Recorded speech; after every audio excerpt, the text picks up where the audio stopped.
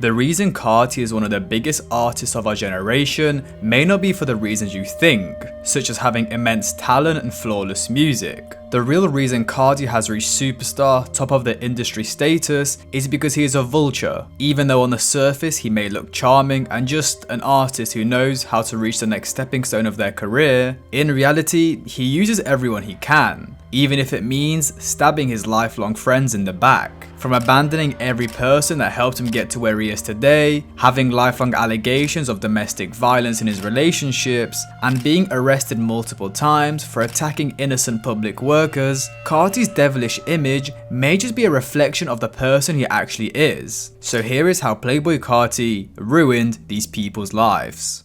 At the beginning of Carti's music career in 2014, Carti would meet the producer Ethereal through mutual high school friends. Now Ethereal is known to be very selective with who he works with, but with Carti's friends speaking very highly of him, they instantly got to work. I'm from South Atlanta. I went to Sandy Springs in high school and met up with my nigga Ethereal, and then since then, you know, we just clicked up. After only knowing Carti for a short period of time, Ethereal told him, "You are going to be a superstar," which was entirely based on the way Carti carried himself, and further stated he knew that Carti wanted to be the main character. The duo would release some of the first songs that would put Carti on the map, such as Young Zan Ho and Beef, and during this period, Ethereal would actually be part of the collective Awful Records. They were a very prominent underground group within Atlanta at the time, who Drake even co-signed. The founder, Forza, was impressed by Carti's music and decided to bring him in. Met up with Ethereal and Father, man. They had the production going crazy, you know what I'm saying? My flow on those beats just perfection, so like we just took off from there, man. This of course opened many new doors for Carti, with the first big step he achieved after joining was releasing songs such as Plug, Broke Boy and Count It Up, who were produced by Mexico Dro, who was and is still an important figure within the underground scene, as he was one of the producers to build the foundations for the SoundCloud sound, and is responsible for the notorious Plug. These songs were important to Carti's career, as it was the first set of music which people took seriously and got people talking about him. Now that Father had seen the potential of Carti, he treated him as his protege and attempted to promote him as much as he could. He would post him all over their social media, make music with him, and even take him on tour. Carti was growing quick within the underground, which caught the attention of many people, with one of these being the New York-based fashion designer Ian Connor, who introduced Carti to A$AP Rocky and the A$AP Mob. Sometime around 2015, Father wanted to officially sign Carti on paper to Awful Records, as so far nothing was official. They were a collective, not a label. But as soon as Ian Connor and Rocky heard of this, they immediately flew him out to New York and got him signed under Rocky's label, Org. Because by that time he might have already been A$AP, or he might not have been A$AP, but I think he was already talking to Rocky and Barney. But after signing, it would come out that Carti was not paying his producer Mexico Dro and a couple of other producers. Before this information came out, Carti and Dro were a notorious duo in the underground, producing many hits. And to see them fall out was a shock to many underground listeners.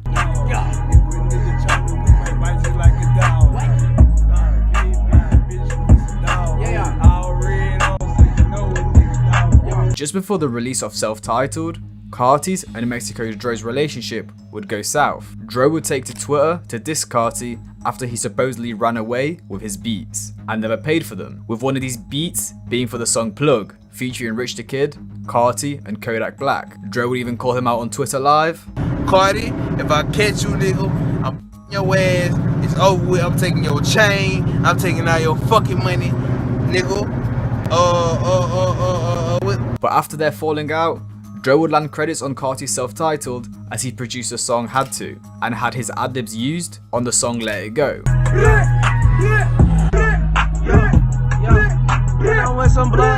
And sorry to interrupt the video, but I'm really trying to get to 20k subs, so I'd appreciate if you guys could subscribe. Also comment and like, highly appreciated. Now let's get back to the video.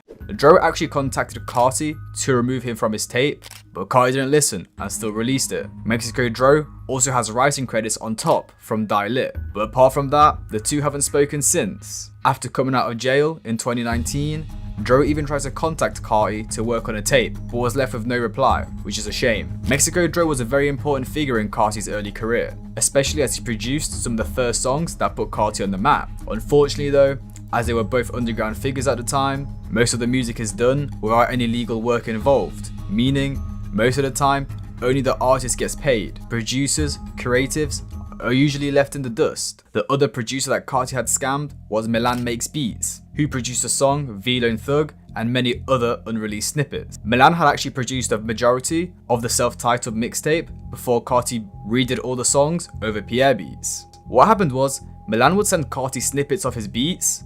Carti took these snippets, rapped over them, looped the beat snippet that Milan sent, extended it so he wouldn't have to ask or pay Milan for the full beat. Some of these snippets that Carti posted or songs released even had snippets from the website Purchase Your Tracks Today, which of course showed that Carti was not paying for these. The issue was when Playboi Carti's A&R contacted Milan to sort out paperwork for Playboi Carti's self-titled mixtape. Playboi Carti's camp wanted Milan to send the full beats over first before sending any official paperwork, meaning Milan would be sharing his beats with Carti without first seeing the contracts or any money, which is of course very dodgy. After all this went down, Milan would then leak screenshots of his DMs with Carti, which read, "You rapped over Purchase Your Tracks today, lol. So what I do to you?" Which Carti replied, "Can't wait to see you, bitch." Milan would say, "Bro, you stole from me and I wanted credits and royalties and to work. You tripping, stop hitting me up." Which Carti threatened Milan, "I'ma find you, little bitch. Fuck everybody who love you. You a peon." Carti would then reach out to Milan's friends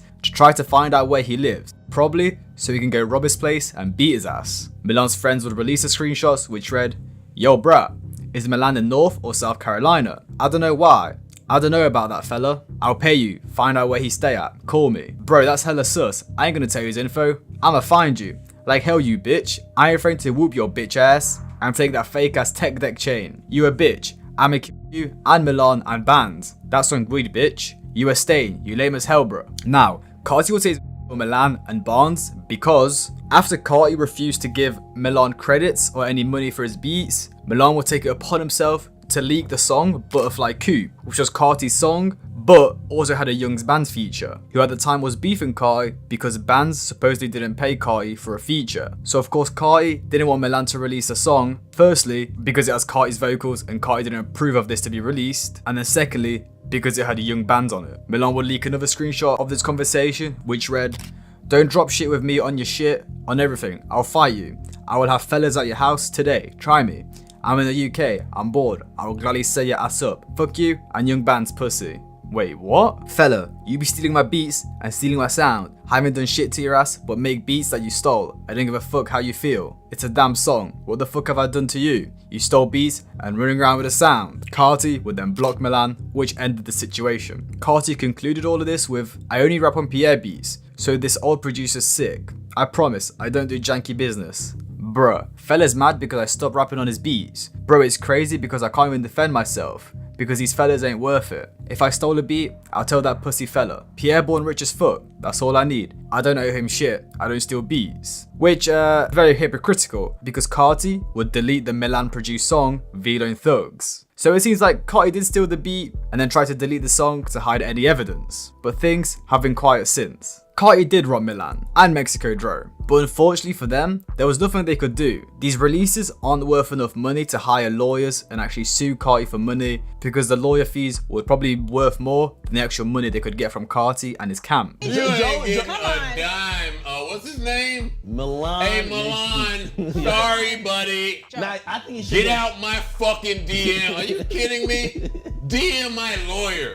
What the fuck are you DMing me for? Overall, Carti screwed them over, but loads of producers get screwed over in the industry, and it's just how it is. Yes, it isn't fair and it's a completely awful thing to do, but in the underground there's barely any money to be made. So when you're asking an artist to pay you, when the artist themselves is barely making any money, you don't have a lot of power in the situation. And you probably stiffed a couple producers in your time. A couple. Why is this funny? Why is this something that we do seriously? Hey, funny enough, I remember Only two in my 16-year career? I was at Now, Ethereal and Awful Records, well, Ethereal is still actually very close with Carti. He would be one of the first people to find out about the Opium label and stated himself that he's not signed yet. He explained how he understands Carti is one of the biggest artists in the world and can't be constantly chilling with his friends. But when he does have the time, he would come back home to Atlanta and spend time with them. He was very influential to Carti's career, as he was one of the first producers that made noise with Carti. In the current day, many fans see him as a pioneer of Carti's early sound, and as a GOAT underground producer. I wouldn't say he's a victim of Carti,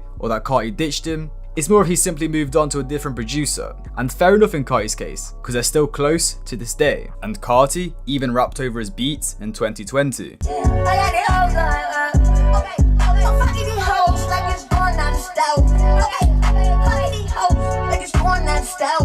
Then Awful Records, who Carti really left in the dust. After he signed to ASAP, he even came out in an interview and said, I was never Awful Records. It's ASAP I've always wanted to be a boss. I made myself a boss though. And he even stole one of Awful Records' merch designs. The group definitely helped him find his feet within the underground, but realistically, this small collective from Atlanta could only get Playboi Carti so far. So it was mainly Ian Connor and ASAP Rocky that took him to the next level.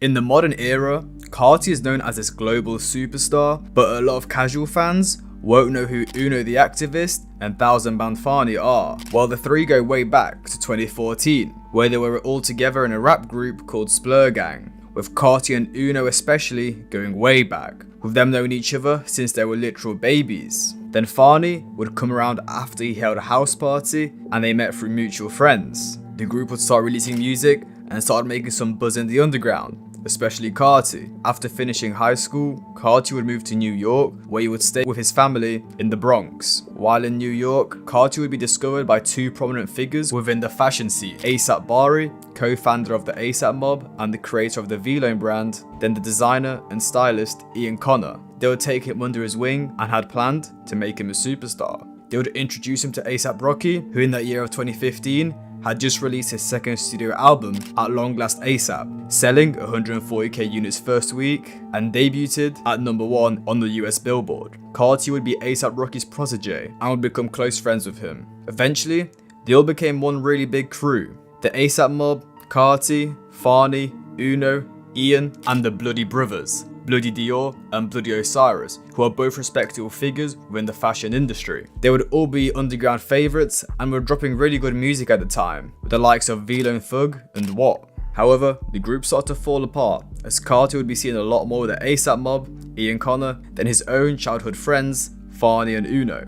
Which, if you think about it, it makes sense. As with the support from A$AP, Carti had the potential to affiliate himself with one of the biggest groups in the scene at the time. Things would turn even darker on the 7th of October in 2016, when UnoTheActivist got into an argument with Bloody Dior. We got in an argument. Uno basically threatened me.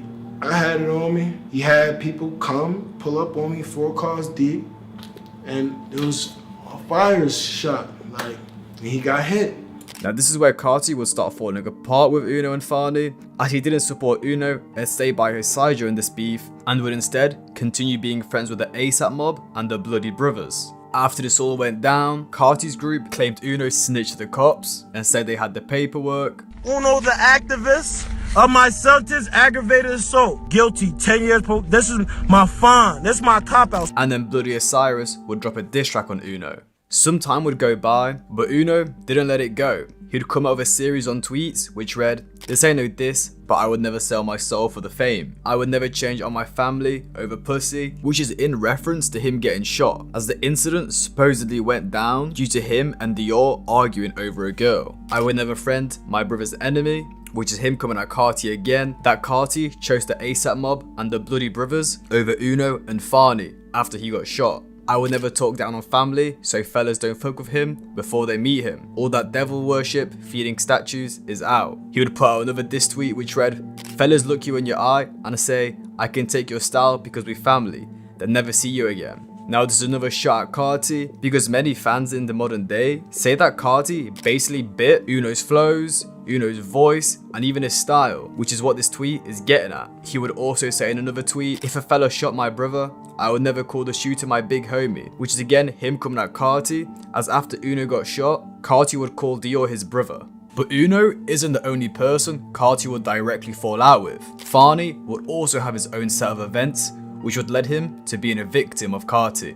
Fauni would first fall out with fellow Atlanta native Lil Yachty.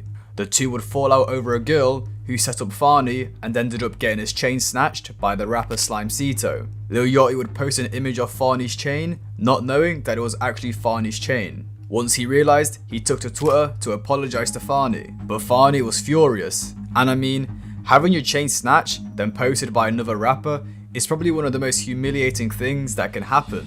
But by Boat posting Fauni's chain, Fauni himself had thought there was Yachty that set him up in the first place. Fauni would retaliate by shooting at Boat outside of a show. The bullet missed Boat and his friends by just a couple meters. And he almost hit us. He hit right above us. He hit a couple meters above us. He could have hit us and we could have died that night. So on a different night, it could have potentially hit them and killed someone. And after Fauni shot at them, he supposedly rang Boat and started laughing like the Joker. I didn't personally see him, but I knew he was in the car because he called me like a dumbass after they shot and started laughing like he was the Joker or something. I don't know, it was weird. So they started shooting outside our studio. Not only would Fauni have beef with Yachty, but also his label QC, as one of their goons attempted to rob Fauni's manager as an act of revenge to the shooting. A nigga had came up to my manager's condo and he tried to rob. Who did? A certain someone. Sometime later, Fauni would be staying at a hotel as he had a show the night before with Ski Mask. As Fauni left his room and went downstairs to eat his breakfast, he would start seeing a bunch of dudes in QC shirts show up, who are of course representatives of Lil Yachty's label. We eating breakfast at the Omni downstairs, bro. I take a bite. I bite out my little breakfast shit. Every time I look up, more QC shirts. I'm like, fuck. Shit got deep out the blue. It's early in the morning. Fauni would try to approach Boat and his goons to congratulate him on his success, but instead got jumped by security. I done had nobody helping me, so I'm like, bro, these niggas big as hell. I'm grabbing anything I can to throw at these niggas. Vases, chairs, whatever, bro. Like, but niggas got me. That's what it is. Ain't no excuses. Everybody take a L. That's how I see it. Shit. I got the dog shit beat out of me, man. Well, now you might be asking, where does Carti come in all of this? Well, a week later, Carti and Yachty would drop a Fader interview, which left a sour taste in Fauni's mouth, as of course Fauni and Yachty have beef together. But now Carti is not taking his childhood friend's side and is instead hanging out with Yachty, which, to be honest, is simply Carti being smart and articulating the move that would be the best for his career. As 2017 was a huge year for Yachty, as it was during this time he was breaking out of the underground with his hits Broccoli and One Night. And of course, we know clout can be shared through osmosis, so Carti could only benefit from hanging out with Boat, instead of staying with the guy who got his chain snatched and then almost crashed out. And now as we close off 2017, Carti has basically completely separated himself from Uno and Fauni, and is exclusively hanging out with the top dudes in the scene, Rocky and Ian Connor, and a couple of the other fashion dudes. The situation with Fauni and Uno was simply Carti doing what's best for his career. Yes, it's completely selfish to choose fame over your childhood friends, but at the end of the day, when it comes down to wanting to become a superstar so you can leave behind a legacy and provide for your entire family, most artists don't think about that stuff twice. Carti probably does owe a lot to Uno and Fauni though, especially Uno, as a lot of fans think he basically took his flow and cadence, but just did it better than Uno, which is why Carti blew up in the first place. However, right now, Carti looks like the bad guy that left his friends behind so he can climb to the top. But lucky, he was very close with these guys at the time, came out a couple years ago and revealed that Uno and Fauni actually acted like snakes around Carti, and that as soon as Carti started blowing up, they were telling Lucky to not fuck with Carti. That's why I really fell out with Carti, because I let niggas persuade me to think Carti was food, because he started making money. Niggas is fucking haters. Stop letting them blind y'all with that underdog shit, bro. So maybe we're all wrong, and Carti isn't actually a bad person for ditching them. And he honestly may even regret bringing them up with him and introducing them to the ASAP mob. Because I mean, look at what they did. Uno tried fighting Dior, which got himself shot. Then Fauni got his chain snatched, tried to kill Boat, and then got jumped. If anything, they were just distractions for Carti. I mean, even to this day, Ian, Dior, and Uno got into a brawl at Complex Con last year. These dudes just seem to chill and focus on their careers. But truthfully, we will never know unless Carti himself comes out and speaks about the situation. But yeah, that will never happen. Some niggas can say I changed on them because I thought they was on the same shit I was on, but they not. Or They was on some shit that I wanted to be on, and when I got on that shit, I got on it, then surpassed them, and they was just lost in the sauce. I'm like, damn. Carti and Uzi would meet around 2015, just as Playboi Carti was starting to integrate himself within the ASAP mob and their people in New York. The two quickly became good friends, which was primarily due to them both being rappers within the same SoundCloud mumble rapper scene and also having the same style. Uzi would actually be a lot bigger than Carti, as in 2016 he was releasing viral hits such as You Were Right, Money Longer, and was even featured on the Billboard #1 song Bad and Bougie with the Migos. Whereas Carti didn't really have hits back then. He had a couple songs get buzz, such as Broke Boy and Plug, but Uzi was heading into the peak of his career, while Carti was just starting. And this is actually quite important to their relationship. They were on different levels, and Carti being able to connect with a mainstream artist like Uzi so early on in his career, well, he was extremely lucky, and it would end up being very beneficial for him, which I will get into later. They would begin their partnership by releasing the song Left Right on the 28th of January in 2016. Due to the positive reception they received from this single, they would quickly announce that they would be doing a 9-city tour the following month. Just a couple months later, Uzi would release the Perfect Love tape, which featured Carti on the song Of Course We Ghetto Flowers. Then the following year, Playboi Carti was looking to release his debut commercial mixtape, but of course, he was quite a small artist at the time. As I mentioned before, he had a couple popular SoundCloud songs, people knew him because he was signed to Rocky, but he didn't have a huge buzz. But what he did have was his best friend, Lil Uzi Vert, as his wingman. So to roll out his self-titled mixtape, Carti would drop 2 singles on the 10th of March in 2017, Lookin' and Woke Up Like This, both featuring rap's new biggest superstar, Lil Uzi Vert, who was at the time in the peak of his career, as he had an insane amount of hype from his single EXO Tour Life, which to this day is still the biggest song in his discography. And funnily enough, both of these songs were some of the highest streamed on the project. More specifically, Woke Up Like This, which is one of Carti's biggest songs to this day. So to put it in simple terms, Carti was insanely lucky to be friends with Uzi back in the day, as Uzi gave him an insane amount of exposure. Me and Uzi be in the studio together at all times, and we just be knowing, you know what I'm saying? We're a team. Then in the summer of 2017, Lil Uzi Vert would release Love Is Rage 2, which debuted at #1 on the Billboard 200 with 135,000 album sales in the first week. Which if we compare that to Carti's self-titled mixtape that sold 28k first week just a couple months before, it is now easy to see the size difference between the two. And now that we're moving into the final quarter of 2017 and both artists have released their own solo projects, Carti and Uzi will start teasing the release of their collaborative tape 1629. In the September of 2017, Carti posted Carti Uzi tape, Uzi Carti tape 1629, which was basically hinting that they were dropping a mixtape together very soon. And from that day is when fans started to await the 1629 tape, with 16 standing for the 1600 area code of Lil Uzi Vert's block in Philadelphia, and 29 standing for the 2900 area code of Playboi Carti's block in Atlanta. However, just a month later, leakers would start disturbing the rollout of this album. The first song that leaked would be Breaking the Bank, which actually got fans even more excited for this project. And luckily, the leak wouldn't ruin anything though, as Carti and Uzi would continue the rollout of 1629. A couple days later, they would announce a tour that they would be doing together. But 24 hours later, Lil Uzi Vert stated that he will not be going on the tour with Carti and that he needs to focus, which is pretty unusual from Uzi.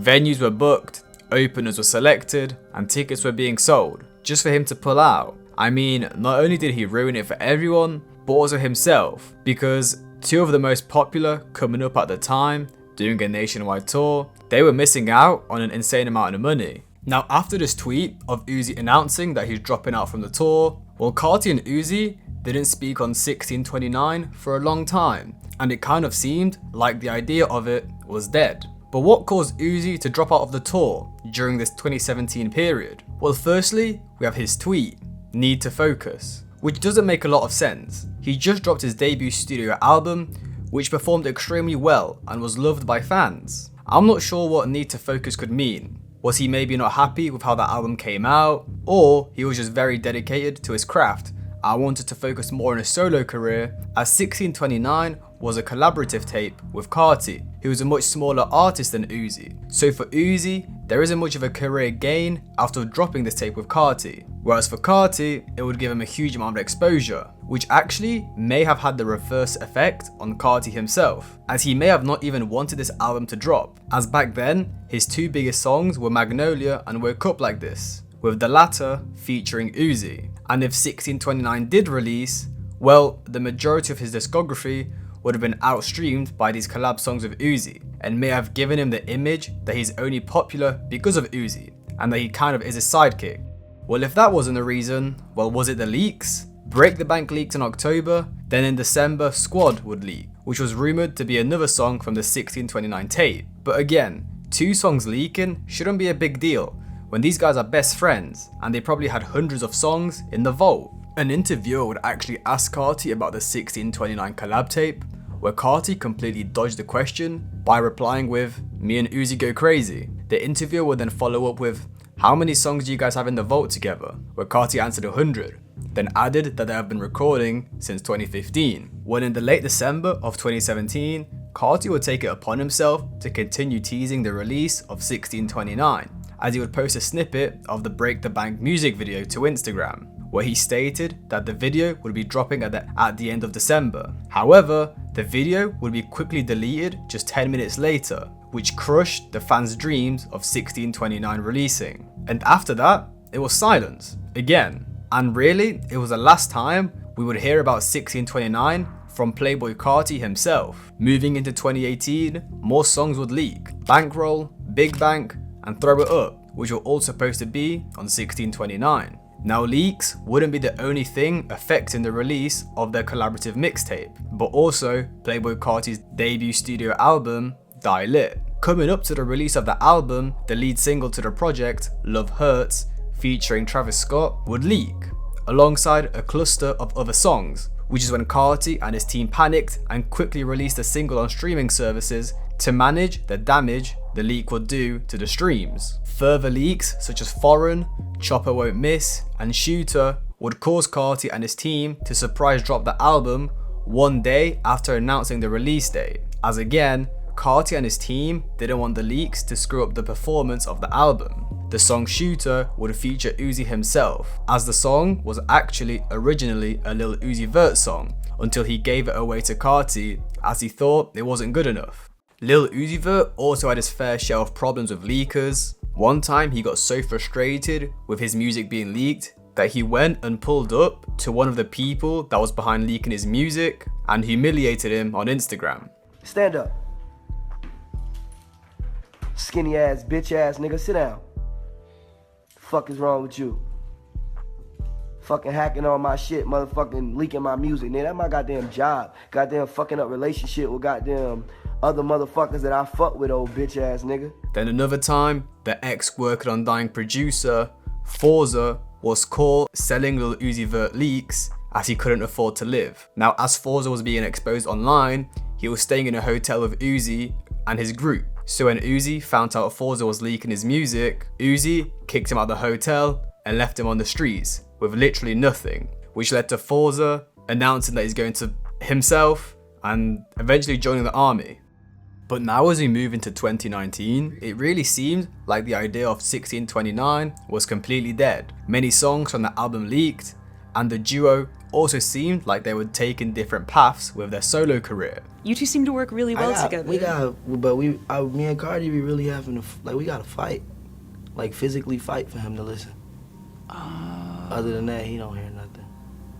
So not only were they not recording new music together, the idea of 1629 just probably wasn't in their mind. It was 2019, Carti would be reworking his image in preparation for his whole Lotta Red album. He would revamp his Instagram, which included him removing 1629 from his Instagram bio, which was previously there for months. Then Uzi, well, he would be in the process of getting his Eternal Take project released, which of course was unsuccessful as he was having issues with his label, as they were blocking him from releasing music, which led to him actively calling his label out on Twitter. His label issues caused him to announce that he's retiring, but he would end up coming out of his retirement and fighting for his freedom by dropping the classic Free Uzi. As you can see, both artists were very busy with their solo careers, and it really didn't seem like 1629 was going to release anytime soon, and Uzi would actually take it upon himself to speak on the album in that year.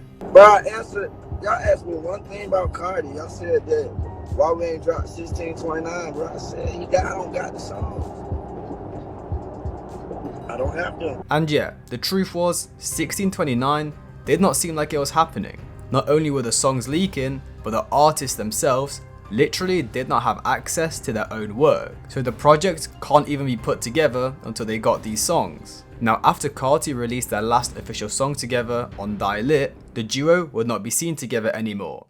Well, this is when fans were getting intrigued at where the duo are at and why we don't see them together anymore. In the November of 2019, a fan would ask on Twitter, "Are you and Carti on good terms?" Which Uzi replied with, "No." A day later, Uzi would reply to another tweet where a fan asked about him and Carti, in which he replied, "Nothing, I just took a different route," which can be thought as Uzi saying, there is nothing wrong with them, there's no beef, they're just two grown men who don't spend much time together because they are trying to work on their careers, whether that be by recording music with new artists or just performing at shows. They just simply didn't have the time to see each other anymore. But to some fans, it still seemed off. You don't just go from being super close friends to literally not being seen with each other. Well, one of the reasons this could have been was that Carti only needed Uzi for clout. Now let me explain. As I've stated multiple times throughout the video, Carti was significantly smaller than Uzi, and Carti has a long history of using his friends for clout, then ditching them when he no longer needs them.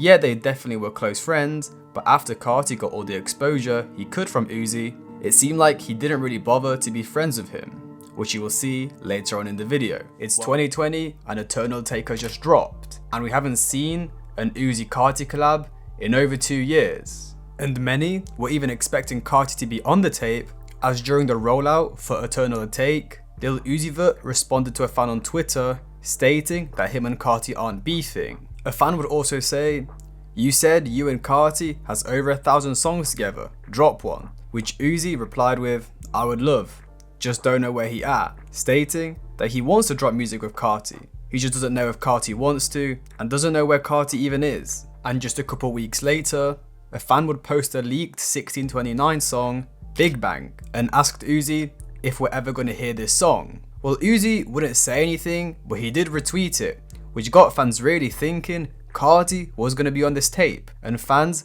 would be able to finally hear Carti x Uzi after a 2-year drought. But fans were left disappointed, as Carti was nowhere to be seen on Eternal Take. However, just a month later, Carti would tease his single, Atme, by posting the cover art on his social media on the 15th of April in 2020.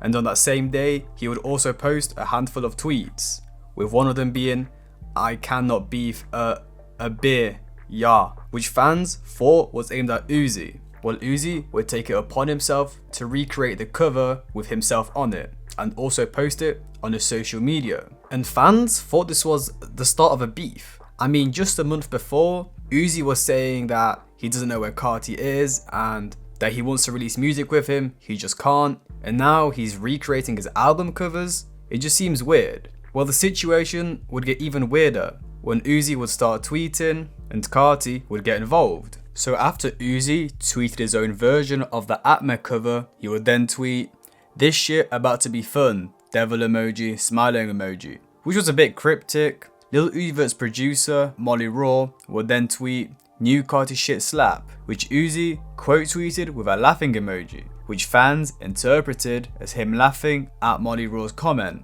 basically saying that Carti's new single was a joke. But then he would send out another cryptic tweet saying, "Playboi Carti, upside down smiley face." Now, as you can see, first recreating a single cover, then laughing at someone who said his new single is fire, then tweeting Playboi Carti with an upside down smiley face, fans were a bit confused. They didn't know if it was beef or just Uzi trying to get attention. Well, it seemed like the latter was true, and it was a pretty genius plan for them to bring attention to themselves and Carti's new single. Carti would then get involved with this Twitter thing. He would tweet Monday in Cartonese. Uzi then tweeted in response, at Playboi Carti, so you dropping Monday? Which then he would follow up with Monday in the same language that Carti tweeted in. Now fans thought this meant Carti and Uzi are dropping on Monday, finally, after a 2-year drought. And maybe 1629 is on the way? But guess what? Monday came and nothing dropped. And it seemed like these guys reunited just to edge their fans on social media. Uzi would continue trolling us by saying that the beef is not fake, they've met up and fought over the beef. Around a week later, Carti tweeted, at Lil Uzi Vert, I love you twin, which Uzi quote tweeted saying he loves him back. Now to summarize everything that just happened, Uzi retweeted a 1629 song and then they revealed they love each other on social media. It seemed like the duo was reunited, and this is when fans thought, this is it. This is the time 1629 was going to drop, or at least they were going to get a song between the duo. Well, the chances of 1629 releasing seemed more likely day by day, as an image of the two in the studio would leak a couple months later, which is when they were together in Philly, where they would be playing the PlayStation and recording the song SRT. And to express to you guys how close they were as friends, well, Playboi Carti missed his son's Onyx birth to play the PlayStation and record with Lil Uzi Vert, which Iggy Azalea exposed Carti for. While I was pregnant, this man didn't even come to see his son be born. He went to Philly to play the PlayStation with Lil Uzi. He thought that was more important than seeing his son be born. And I had a scheduled C-section, by the way, because my son was so big that they were like, you can't have a natural birth. But as we move forwards, Lotta Red would eventually drop on the Christmas of 2020, and fans were disappointed when there was no Uzi feature, and were seemingly confused because the duo were tweeting back and forth and were even spotted together. Then for a couple months, it would be silence between the two again. But finally, in the August of 2021, Uzi would send out some tweets regarding 1629, with the first one being 1629, kiss emoji, XXXXXXXX. He would then follow this up with, bro, just ask Carti. Basically saying, if you want 1629, go and ask Carti. Which at this point, fans were obviously excited, but they pretty much knew Uzi was just trolling and wanted attention, especially with what him and Carti were doing last year. Now again, like in 2017, this would have been a good time to drop a collab tape. Uzi dropped his Eternal Take last year, and Carti just dropped Lotta Red a couple months ago, meaning their solo careers were taken care of, and they would have time to work on a collab tape. But from those Uzi tweets, it didn't seem like Carti was down. Uzi would actually speak further on the matter on the stream with Adin Ross. Okay, someone said if you could have a collab album with somebody, I think I've asked you before probably, but like who would it be? Any collab album with somebody. If I could drop a collab album right now, I'd probably drop. The first collab album I want to drop is 1629. That's you and Carti, right? You tell me. With these comments, Uzi was just reinforcing the fact that he literally wants to release 1629, but he's waiting on Carti. But what confuses me about this is that just about a year later, Carti was asked in an interview, will we ever hear 1629? Which Carti responded with, Uzi is working on mad music right now. I don't know if he's serious about a lot of things, but I hope one day we can change the world with that, for sure. So basically Uzi is saying he's waiting on Carti, but now Carti is saying that Uzi is the one that is busy, and he is the one in fact that wants to drop the tape. It seems like Carti is the one that is not willing to work on 1629. Even with his response to this question, he kind of dodged it and flipped it onto Uzi, instead of stating his own opinion if the 1629 tape will come out.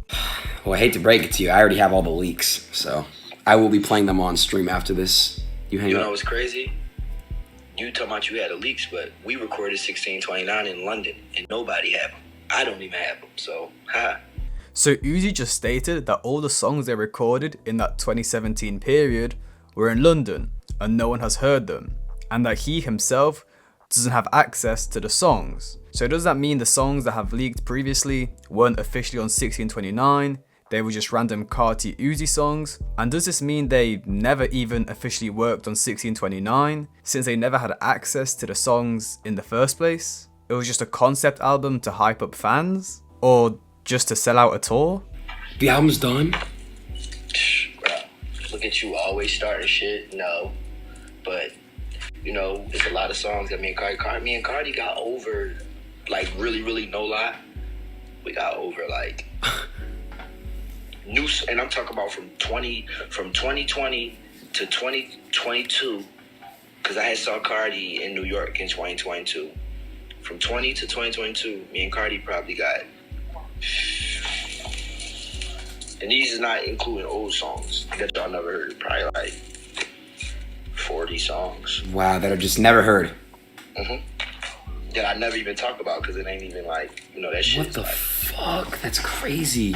So it seemed like in 2021 and 2022, Carti and Uzi were still recording, and they in fact had worked on a second version of 1629 with updated songs that are completely unheard. Uzi would then finish off by stating that it's between him and Carti if the project releases. They need to sit down and properly finish it, and until then, there's nothing to talk about. I don't even talk about that shit because it ain't even nothing. It ain't even nothing to talk about. That's for me and bro.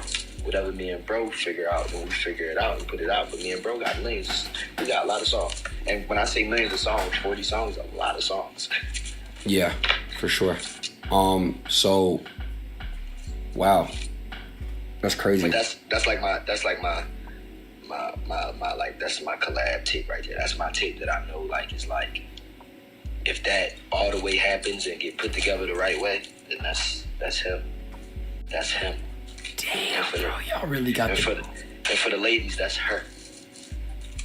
Damn, y'all really got a collect. Damn. That's my brother, nigga. What the fuck you expect? What you thought niggas be fake brothers? Carti and Uzi would actually be seen twice later in 2021. One time where they were wearing matching Narcissist bombers, which is Carti's merch, then at Rolling Loud New York, where Carti brought out Uzi to perform their most recent collab together, Shooter, which brought tears to many fans' eyes, as this duo weren't seen live for years. Then it would be silence again, until the rollout for Lil Uzi Vert's Pink Tape in 2023, where Uzi posted an Instagram story which read, "Me and my love about to take over the world," which fans took as Uzi hinting at a Carti feature on Pink Tape. But Pink Tape released and there was no Carti feature.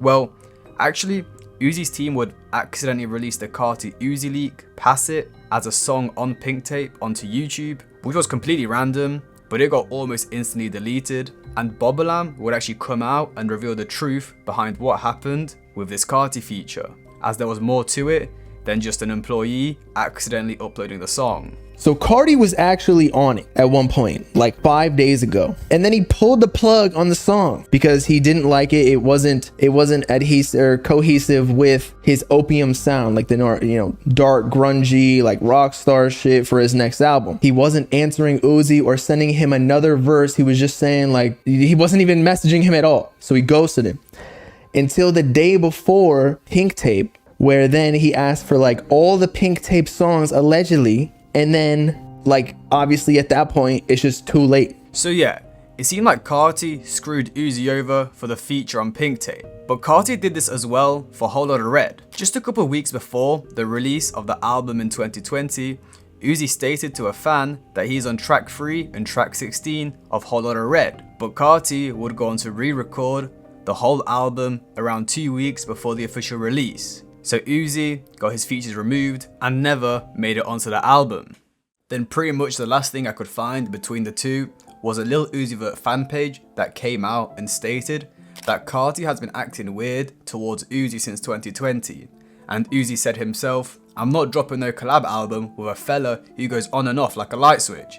He been tripped out more than I was," which can be thought as Uzi saying he doesn't even want to drop the tape anymore, as Carti has been acting weird towards him for a couple years. And guys, to be truthfully honest, it's been 6 years since we last saw an official Carti Uzi collab, and I think it may be the last one. For me, it really seemed like Carti is the one that distanced himself from Uzi, as he is the one that is always dodging questions and avoiding Uzi, whereas Uzi is the one always coming out and telling the world how he loves Carti and wants to release music with him. So for this, we need to analyse how Carti works. As I mentioned before, he ditched Awful Records, Uno and Fauni so he can hang out with ASAP, which leveled up his career. And now that the ASAP mob and those guys in New York aren't as popular anymore, he's completely left them in the dust and doesn't hang out with them anymore. The same thing can be seen with Pierre Bourne.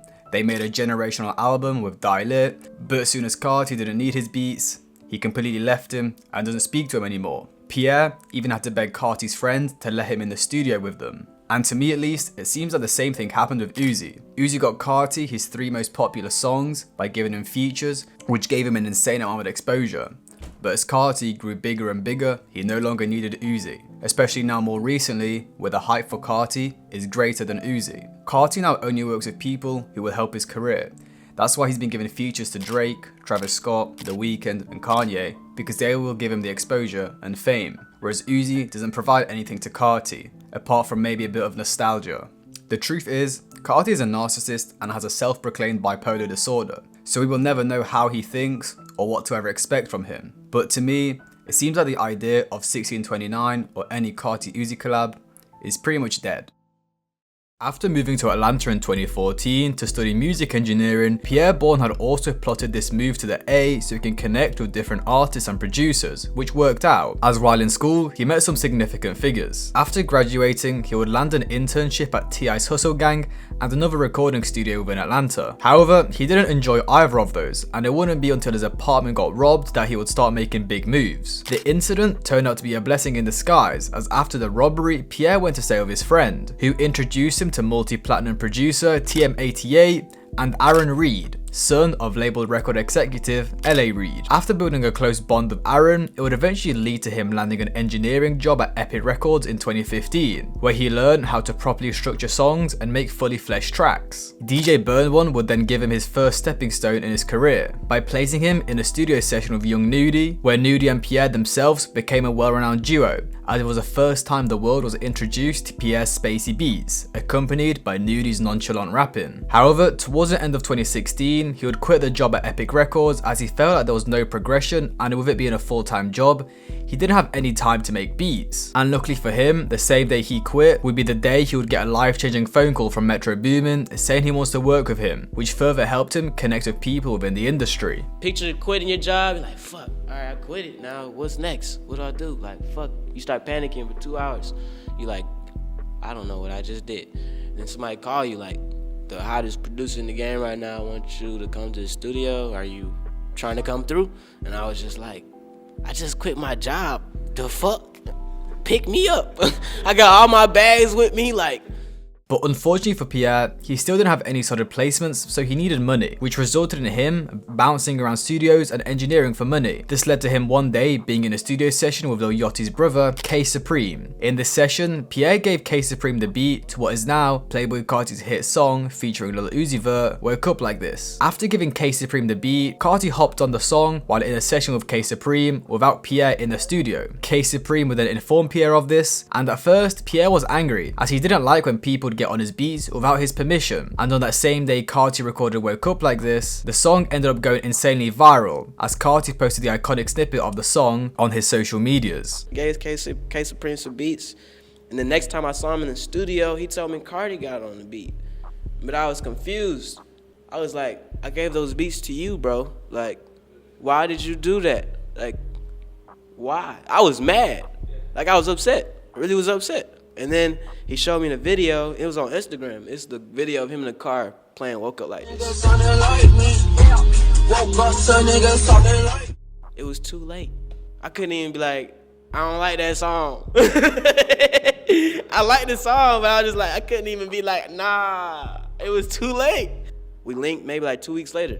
But again, Pierre was annoyed, but this time it was because he wished people credited him for the beat on the snippet. However, at the same time, he was also gassed and knew it was a huge opportunity for him. And it would get even better, as a couple days later, Lil Uzi Vert would post his own snippet of the song, but Pierre didn't know if he had his own verse on the song yet. Sometime later, Pierre would eventually get in contact with Carti, where Carti told him the news that Uzi hopped on the song and that he fucks with his beats and wants to record more with him. So moving into the February of 2017, Carti is about to move back into Atlanta and lock in with Pierre. They would eventually start recording and kept making hit after hit, where Carti would be adding these songs to his debut mixtape self-titled. Pierre even told Carti, "Bro, you've been working on this shit for like 3 years. You can't just erase what you already had for the tape," because if you didn't know, Carti has been working for the self-titled mixtape for years and has had multiple versions scrapped because he couldn't get along with the producers, which I actually spoke about in my Victims of Playboi Carti video with MilanMakesBeats and Mexico Dro, so you can go check that out. In an interview with XXL, Pierre would also give us the backstory on how he made the Woke Up Like This beat, where he told us, "I think I made it in my Uber on my computer. I plug up my aux to my computer and just cook up, just like if I were in the studio," which is actually incredible, how he is able to make Billboard charting songs in the back of a car. And once Carti started rapping on Pierre beats, he couldn't get enough. As Pierre stated in an interview, the beats on Carti's project, those are all new beats that I made either the day before I came to see him or the day off. The last session we had, they were blowing up my phone all day, but I just didn't have any beats. Pierre would give us more stories about his first couple times working with Carti. He would tell us how he made the beat to their hit song Magnolia. He said, "I made the Magnolia beat in my friend's Mustang on the way to Zaxby's smoking weed. That was like a daily routine throughout the week, because once I met Carti, we started going to the studio every day." He would then explain how the first time he was in the studio with Carti, he only played him one beat, which was a song Let It Go, as Pierre was nervous to play more, as in the studio with him was renowned Playboi Carti producer Mexico Dro, who made the beat for the song Broke Boy and in general is a respected producer within the underground. Pierre said in an interview, "I was kinda nervous on what beat to play first because Mexico Dro was in the studio and he got some hard ass beats, and I was like, these fellas made Broke Boy, I can't come in here and try and top that." And another fun fact, one of the first songs created by Carti and Pierre Bourne was One Day. Now of course, this was recorded in early 2017. However, a couple years down the line, Drake had expressed interest in hopping on the song to Ian Connor, to which Ian sent him a version of the song with an open verse, which is when he said, "Bro, Carti really incredible man, I'm all the way down, send me the beat," which is when Ian would send him the open verse and we would get the One Day remix.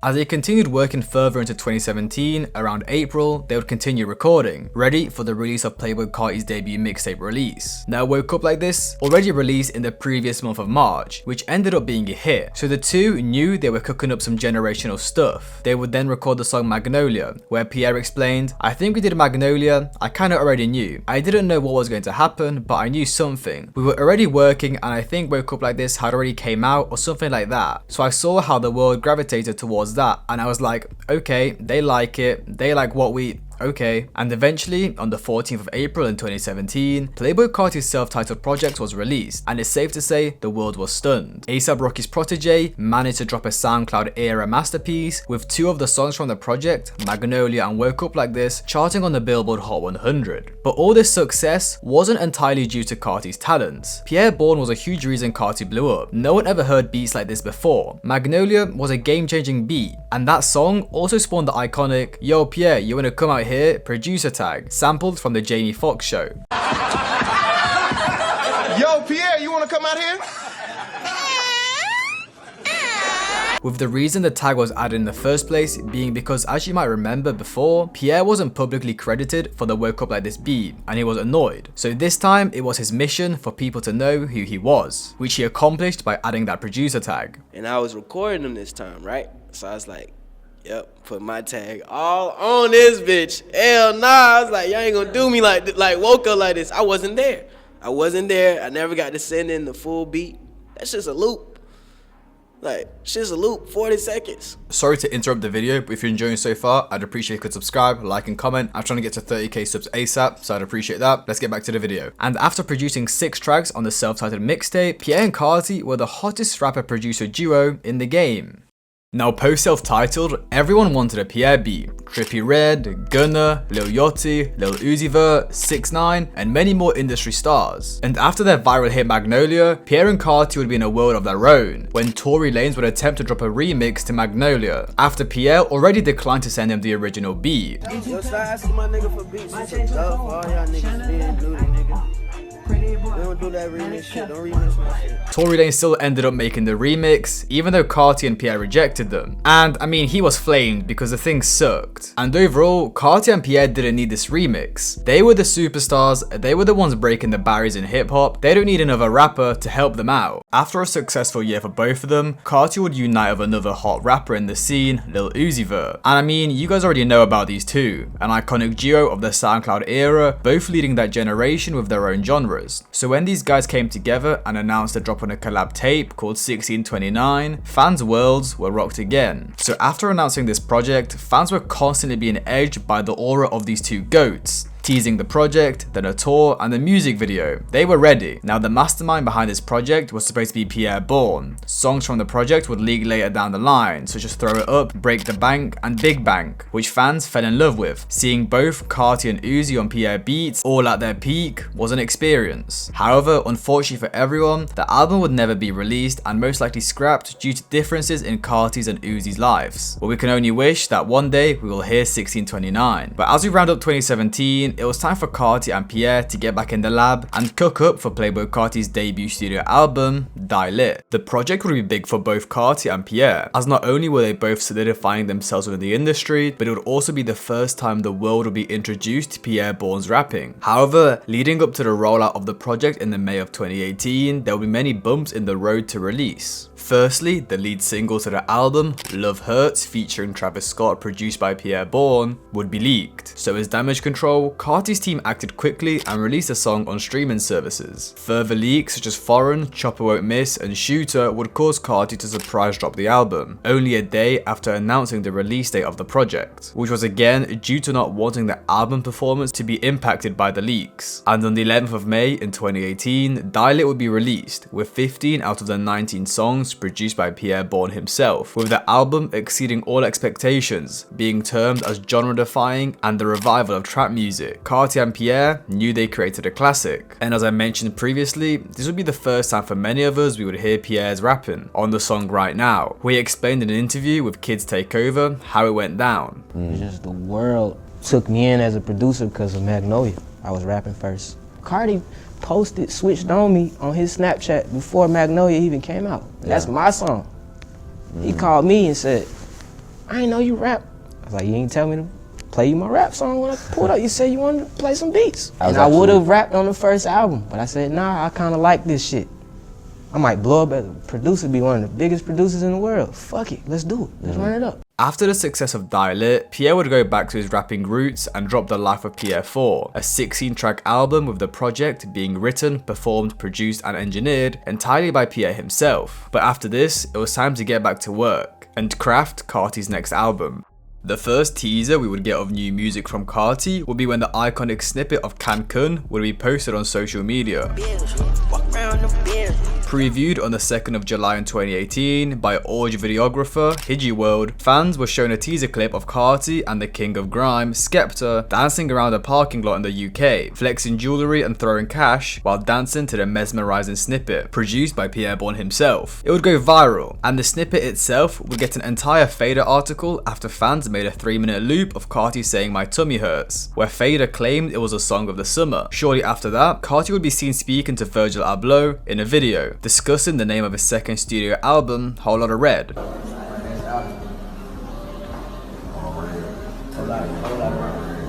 Which at first had fans confused, as before this, Carti had said on Instagram Live they would be getting Die Lit too. Which would explain why Cancun had the exact same style and sound as all the tracks on Die Lit. Now the announcement of Whole Lotta Red had Carti go for an entire rebrand, moving away from the punk rockstar vibe to more of a serious punk emo vampire style, staying away from streetwear brands such as Supreme and Jordan to more high fashion with brands like Rick Owens and Alix, which was predominantly due to getting more into the fashion space and hanging out with prominent figures within the industry such as Matthew Williams and Virgil Abloh. You know, like fashion is just a way for me to express myself without speaking, you know. I wake up whatever mood I'm in. You know, that's how I dress. But changing his style and image wasn't the only thing he was doing. As we were getting closer to the release of Lotta Red, Carti would be changing his sound and working with new producers, which can be first seen by a tweet from Richie Souf on the 28th of October in 2018, where he said, "Me and Carti just did like 10 songs." However, before Lotta Red became what we know it as today, with beats from Filthy, Starboy, Out of Town and KP, it was at first predominantly supposed to be Pierre Bourne. Close fashion friends of Carti, Ian Connor and Luke Sabat, would be seen previewing a Carti song on the 23rd of December in 2018, called Place, produced by Pierre Bourne, where again it kept the same beats and flows from Die Lit. Towards the end of 2018, Ian Connor would tweet, "Suck my D again, Lotta Red, best album of 2019," which he would then quote retweet saying, "Mixtape, pardon me," which would be followed up by Pierre also posting tweets teasing the project to be released in the year of 2019. And of course, fans were excited. They just got Die Lit in 2018 and about to get another album, Lotta Red, in 2019. As we move into 2019, in March, one of the most iconic Playboi Carti songs will be previewed on an Instagram Live for the first time ever, Pissy Pamper.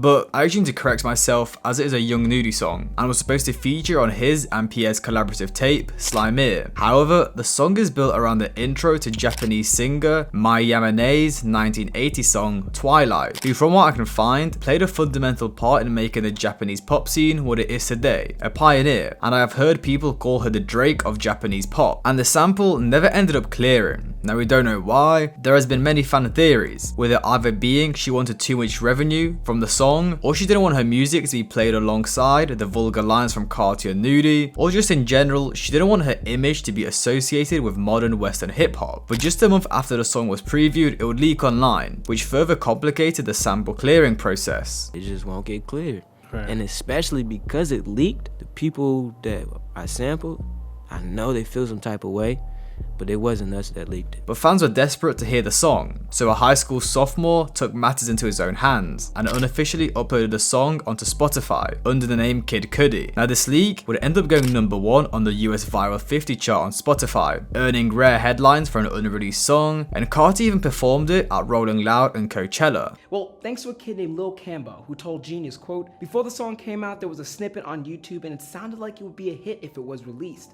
A couple weeks later, the song got leaked and I posted it to my channel not thinking about how big it would get." So who knows where Carti, Nudie and Pierre would be if the song was actually released. But what this song did for fans was tease them with what to expect on Carti's Lotta Red, his prominent baby voice accompanied by Pierre's usual mellow beats. In the July of 2019, more Carti songs would leak, with the most prominent ones being Neon and Molly. Now, this actually got fans concerned, as this many songs leaking could possibly delay Carti's album, or even worse, get it completely scrapped. However, in that same month, fans got some good news. Carti would announce at a show that he in fact would be dropping Lotta Red in the next 60 days. I'm trying to drop my shit in the next 60 days. I feel like we worked too hard for this moment. So I'm gonna do this shit, no features, just all me. So the countdown started. After this announcement, we would first get Ian Connor teasing the Drake song Pain 1993 featuring Carti, produced by Pierre. However, that wouldn't end up releasing until a year later. Now these 60 days would be going by quick, and all fans were getting was more leaks, promises of the album from Carti's Instagram, and even more leaks, with songs such as Butterfly Doors, Switching Lanes, Cancun all surfacing online, with the majority of these songs being produced by Pierre. So to fans, it seemed like whatever is going to happen with this album, at least they'll be getting all these beautiful Pierre Carti songs. But that couldn't be further from the truth, as this was when the V1 era of Lotta Red ended, and moving into 2020, Carti will be shifting his sound and working on Lotta Red V2, where Carti took the baby voice to another level by losing even more testosterone, making his voice higher pitched.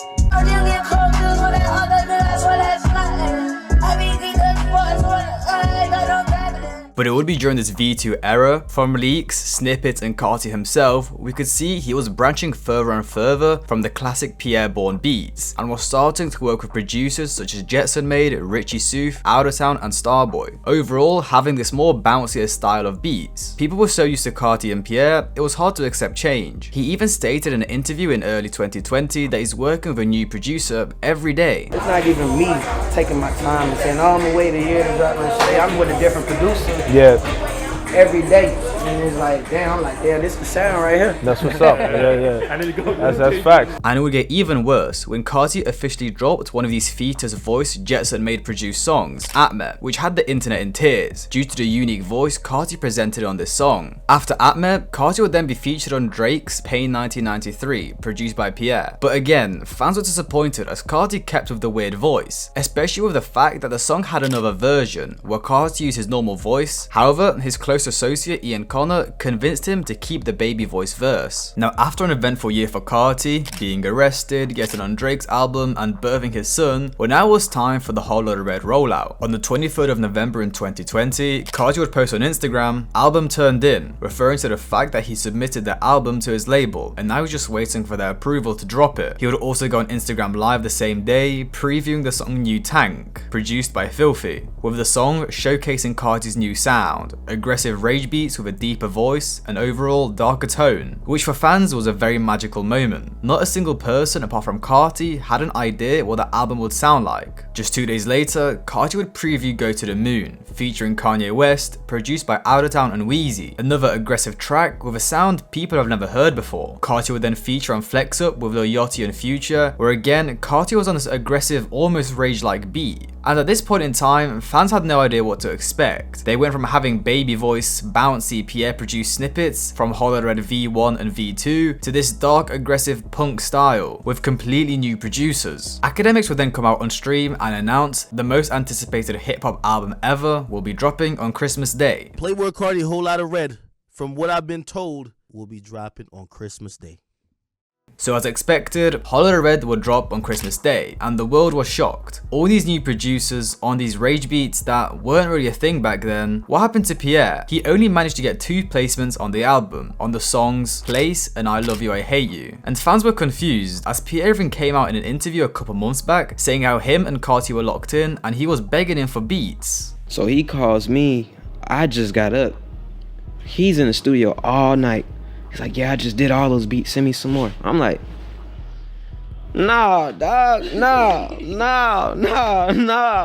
say it ain't so. Like, you did all the beats? He's like, yeah, man, send me some more. I'm like, we are working, like, he's in the studio all the time, so I just try to make sure I keep facilitating the beats, and he will blow my phone up all day until he gets those beats. But in that same interview, he would also explain how him and Carti aren't as close anymore. Me and Carti, we don't even be around each other like that no more.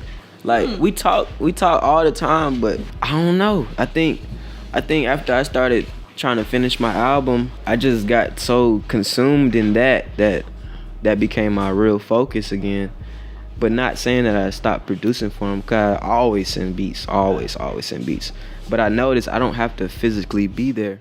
Pierre even put out 2 tweets showing how upset he was basically left off the album. Fans even came out and protested all these new producers, saying they ruined the album and they want Pierre back. Well, Carti would explain in an interview later down the line why this change in producers. He was asked by Kid Cudi, "You worked with 23 producers on this album, why do you work with that many producers on a single album?" Which he replied with, "You got rappers who like being around rappers, and then you got rappers like me who like being around producers. I'm always looking for that new sound. I'm a producer head, that's what I love, and I'm never stuck on one producer either. We're only getting older, and I like having young fellas around me to tell me what's fire right now. I ain't ever dropping an album without popping a new producer or giving a producer who's been going crazy his spotlight, so it was normal to me." Carti also explained in another interview with Inked magazine about wanting to sign Pierre Bourne to his Opium label. As on the song Punk Monk on Lotta Red, Carti said, "I was trying to sign Trippie Redd before they knew about Trippie. I was fucking with Lil Kid when he made Lil Blicky. I thought I had Pierre, but the label tricked me." Which he said in an interview, "I slept on it and I woke up and he was signed to a major label. I wasn't really salty about it, I was just looking at it like, alright cool, I just need to lock in when I step into a room with some people from now on, because I feel like people just started looking at my taste and my opinion. Alright, if Carti likes it, sign it, boom." So who knows, if Carti ended up signing Pierre, what direction they would have went in today. But what From Carti said, it just seems like he's always advancing onto the next thing. He doesn't want to become stale, which explains why he's working with all these new producers such as Starboy, Starboy, Out of Town, and Filthy. But Pierre would then come out in an interview in 2021 and say, "Me and Carti got way more music though. We locked in majority of last year." So him just putting those 2 songs on the album, he's just playing with the world. He's holding onto all the music we got. But as we know today, Pierre would be very wrong, as after Whole Lotta Red, Carti and Pierre would only have one more official release together, which was Switching Lanes on the Life of Pierre 5, where Carti and Pierre rapped together for one last time.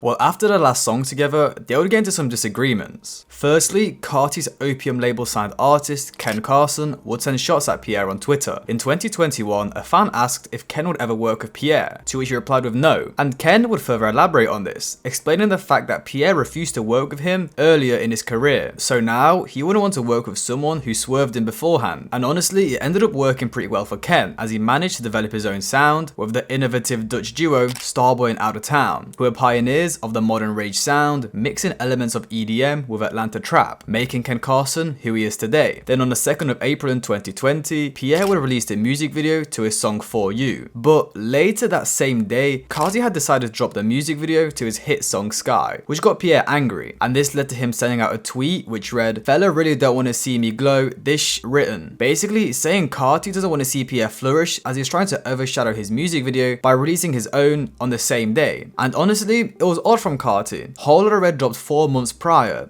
and he decides to drop the first music video from the album on the same day as Pierre, and to the public, it seemed like the duo was crumbling right in front of us. And we would actually get further insight into what their relationship was like when Opium Baby, close associate of Carti and co-founder of the Opium label, would start dissing A$AP Rocky for leaking his and Carti's song, Sights. Now, I'm not going to give an entire breakdown, as I've covered it multiple times in past videos, but Pierre tweeted at Opium Baby, "Don't bite at the hand that feed you." Basically, why are you dissing Rocky when he gave you all careers? To which Opium Baby responded with, "Fuck Pierre too. I had to beg bro to let you in the studio." Basically saying Carti doesn't even want Pierre in the studio with him anymore. And the one time Pierre tried to get in, Opium Baby had to beg Carti to let him in, which is just yikes. Then in 2023, Pierre would be on an Instagram live where he would pin an Instagram comment which said, "We need Pierre x Carti." But that doesn't really tell us anything. I mean, really, it just kind of showed us Pierre got kind of shoved aside by Carti and they're not going to be working together. And it's just kind of like a last grasp at trying to get Carti to work with him again. But Pierre would be nowhere near the Opium team. Carti didn't mess with him anymore, Ken Carson doesn't want to work with him, Destroy Lowly didn't show any interest at all, and it wouldn't be until the 10th of October in 2023, Pierre Bourne would produce the song What It Is for Opium Signese Homicide Gang, which is cool, the song is cool, but it's kind of sad. Pierre Bourne had to go to the bottom of the Opium food chain to get a beat placement, and it just kind of shows he doesn't have that same pull he used to have, which could have also played a part in why Carti moved on. Now in the current day, in 2024, Carti has been previewing a lot of music in the rollout for his album Music, which the majority of it being produced by KP Beats, Cardo, and Dodgy Vulture, striving for a completely different sound, which is what Carti should be doing, what artists should be doing in general.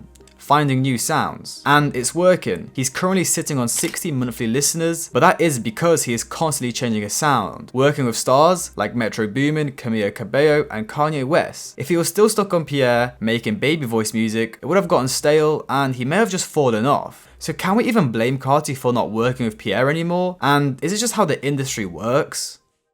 On the 5th of February in 2024, a Travis Scott fan page would announce that Playboi Carti would make an appearance on Adin's stream for 50k. Adin would quote tweet this with 50k question mark, 2 million, cash, and the Ferrari. 2024, music, Adin x Playboi Carti stream tonight, live on my kit, see you soon. The entire situation would go insanely viral, in addition to all the hype already built around Carti due to the rollout of his new album.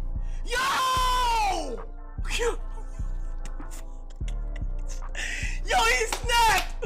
All my life he snapped! It seemed like the deal was accepted by Carti's camp and it was time to go. But once it was time for Carti to turn up, things would go downhill very quickly. At the time Carti was supposed to arrive, there was over 500,000 people sitting there and waiting for him to turn up. But what they didn't know is that he would be almost 2 hours late. But once he did arrive, Carti changed his mind and no longer wanted to be on the stream, which is probably him being afraid of losing his aura points.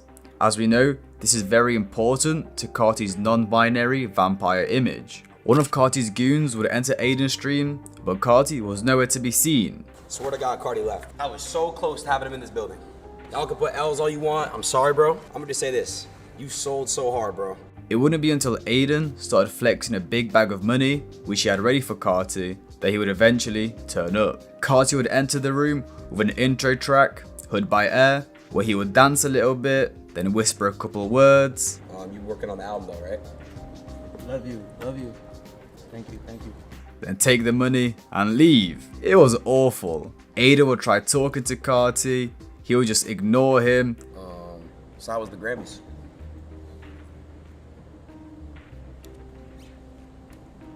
And even treated him like a little kid the whole time. The whole vibe was off. I'm not even surprised Carti left early. Carti would be there for a total of 6 minutes, if we exclude the time he spent dancing and jumping around, meaning he was paid around $3,000 per second to be on the stream. Fans were left disappointed, as Carti hasn't done an interview in years due to his mysterious personality. So fans were excited to finally see him come out of the shadows. But, of course, that didn't come to fruition. Many people would also try to call Adin and Carti out, saying this was scripted and all for clout. But honestly, I don't think it was. I think Carti and his team probably just saw this 5'7" skinny fat streamer as an easy lick and they went ahead with it. But Adin felt like he was scammed, as he said, I have real life family shit going on. I flew to Miami from one day, flew right back here, slept all day because I was tired and jet lagged. Woke up, worked out, came here, sat here for 6 hours, streamed for an hour and a half. He was here, he leaves. Someone's gotta, I'm not gonna say who, someone's gotta call him and convince him to come back. He comes, listens to two songs, says 2 things, and leaves. Don't agree to something on the phone if you can't stick to it. The internet would support Adin in this, as everyone started going after Carti, calling him a scammer. With this much backlash, Adin would eventually get in contact with Carti and confirm they are doing a part 2 very soon.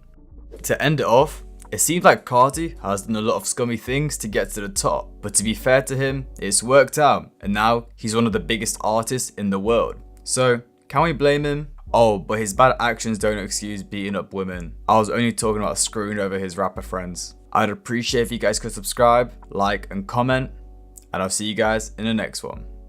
The next victims I'm going to delve into is the many women Carti has repeatedly physically attacked and gotten into toxic relationships with. This goes all the way back to 2015, where he was caught in a vlog flexing to Ian Connor and his friends how while at a gas station off a Zan, some girls started laughing at his outfit, which he would hear. He would lash out at the girls and start beating the woman and start thrashing the gas station store. I was lit out the Zan, bro, in Atlanta, bro. Going to the gas station, I had on my skinny jeans and some bitch started laughing. I said, the fuck y'all laughing at? I'm out the Zan, bro, you know? The fuck y'all laughing at? What? Boom! Start tagging their ass. Look, start tagging their ass. We be breaking everything. You hear niggas, get out the stove. They call the police. Also around this time is when he was dating Instagram model Ruby Rose, who got famous from starring in the Migos Bad and Bougie music video. However, it would quickly go downhill as Carti and Ruby would get into many disputes, with one of them even getting Carti arrested. Ruby Rose and Carti would meet through a mutual friend, Ian Connor, around 2013, where they became very close, as we can see from these romantic tweets by Ruby. But to people in the scene at the time, it seemed quite weird. Now this was because Ian Connor used to literally date Ruby, so it's kinda odd. But anyways, back in 2013, Carti was hanging around with Awful Records, meaning he was a broke, underground SoundCloud rapper, which caused Ruby to keep him in the friend zone for the time being. We were friends first. Okay. And like while I was in high school, and like I remember the first time we met, because we would talk through Twitter and like text and shit. But after Carti signed a multi-million-dollar deal with Interscope Records and became A$AP Rocky's protege, the two would start dating. He would always try and flirt with me, but I wasn't feeling him then yet. Like it wasn't until like a year into our friendship when we started getting freaky. When he was like way more famous and No, way richer? he's still like, no, no. During this time though, Carti would still be living at Ruby's house in Atlanta, where he would get up to normal Atlanta things, such as using her balcony as a shooting range. But as Ruby stated herself, the two were crazy in love, so she probably just let it slide. But also being crazy in love led to them making some rash decisions, which nearly ended in Ruby getting shot. One day as Carti was trying to leave the house and catch a flight, Ruby would hide his phones as she didn't want him to leave. This would lead to Carti getting pretty heated and getting into an argument with Ruby. He had to leave, but Ruby was hiding his phones, so to intimidate her, he got one of the guns and shot it in the air. We got in a little argument because I hid his phones before his flight, and it just was like we were outside. He like, it wasn't directly at me, it was just more like in the vicinity. Now this wouldn't be the only time catching flights caused the two to have a scuffle, as in 2017, Carti and Ruby Rose would get at it again. The two were at LAX, ready to enter their terminal, where Carti asked Ruby to call her mother to check in, but she didn't want to. As Ruby declined, Carti took matters into his own hands, as he would attempt to snatch her phone. This would lead to them getting into a bit of a scuffle, pushing each other back and forth. Carti would eventually get fed up and grab her by her backpack straps and drag her out of the terminal into an Uber, to which she would retaliate by slapping him in the face. A bystander at the airport would end up calling the police, where they would arrive and arrest Playboi Carti. An eyewitness revealed to police that she saw red marks on the woman's chest, but cops say that they did not see any physical injuries on her or Carti. He would be then taken in and charged for misdemeanor domestic battery and hit with a $20,000 bail, which was posted the following morning. However, sometime later, the LA City attorney stated that they would not file charges, but instead hold an informal hearing with the rapper and his girlfriend to discuss how best to avoid what went down back in July at LAX. Now after this incident, their relationship would continue getting worse and more toxic. In an interview with Academics, Ruby would share a story of how Carti got salty that she took a picture of a male friend, which led to Carti admitting that he was cheating on Ruby. Just have a look. So I went to, it was for Howard's homecoming. I hosted a party in DC for Howard's homecoming. I took a picture with one of the party promoters. In the picture, kind of not like went up, but kind of went up, and he saw the picture. He ended up seeing the picture and was upset about it, but we talked about it, and like I like explained to him like it was just a friend. I showed him like the guy's girlfriend, and then Uzi sent him the picture and was like, and then after Uzi sent him the picture, he was like, oh, my niggas are, just like it made the situation 10 times worse. After that incident, Carti and Black China would be spotted multiple times, which started rumors of them dating. But Carti denied them and stated that you and Black China had a romp, huh? Yeah, that's my homie though. Did she break your heart? Nah, we ain't that deep. You know what I'm saying? She let you swing an episode real quick though. Y'all had a little roll around. Yeah. Good week. Yeah. It was a good week.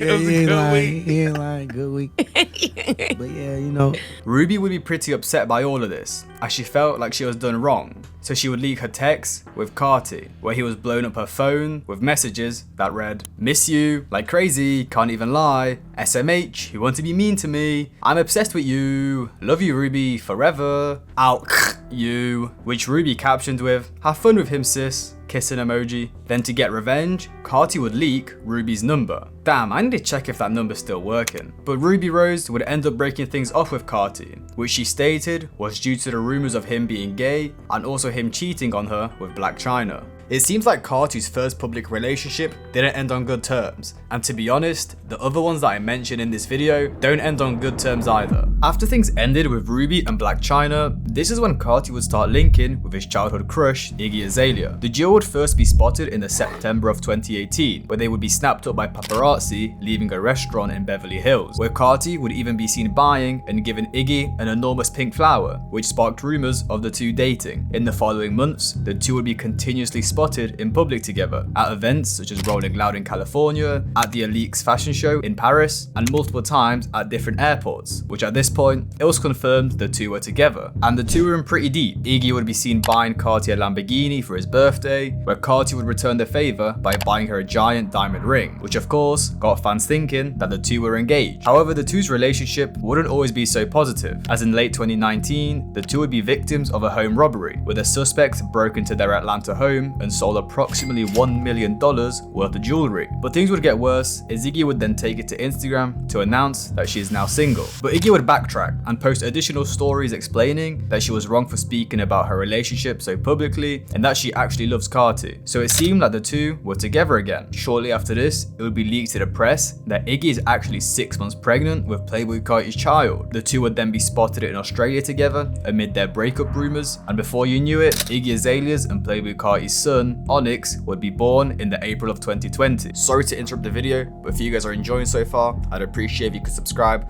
I'm trying to get to 20k ASAP. Also like and comment.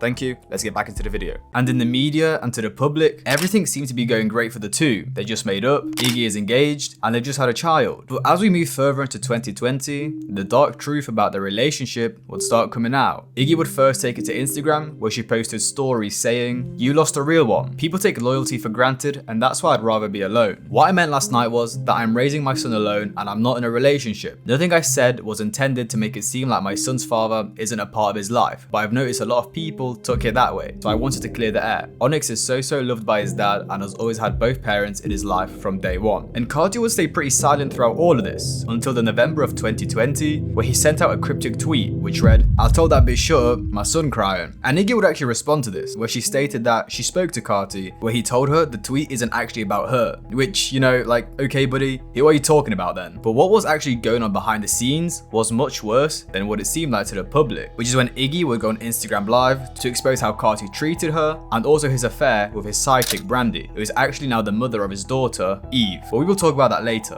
Brandy is Jordan's side chick who he's been f***ing while I was pregnant. You started f***ing Jordan in February. Well, I was, what would that have been, like 8 months pregnant? So as we can see, Playboi Carti started cheating on Iggy while she was 8 months pregnant with their son, which of course is awful. So after Iggy just exposed to the whole world that Carti was having an affair with his side chick Brandy, she would then go into many detailed stories about the times she called Brandy lacking. Started fucking you in an Airbnb that he had rented out as a studio while I was pregnant since he couldn't play loud music in our apartment. So Carti was using an Airbnb as a studio at the time, as Iggy was pregnant and he didn't want to bother her with his ad-libs.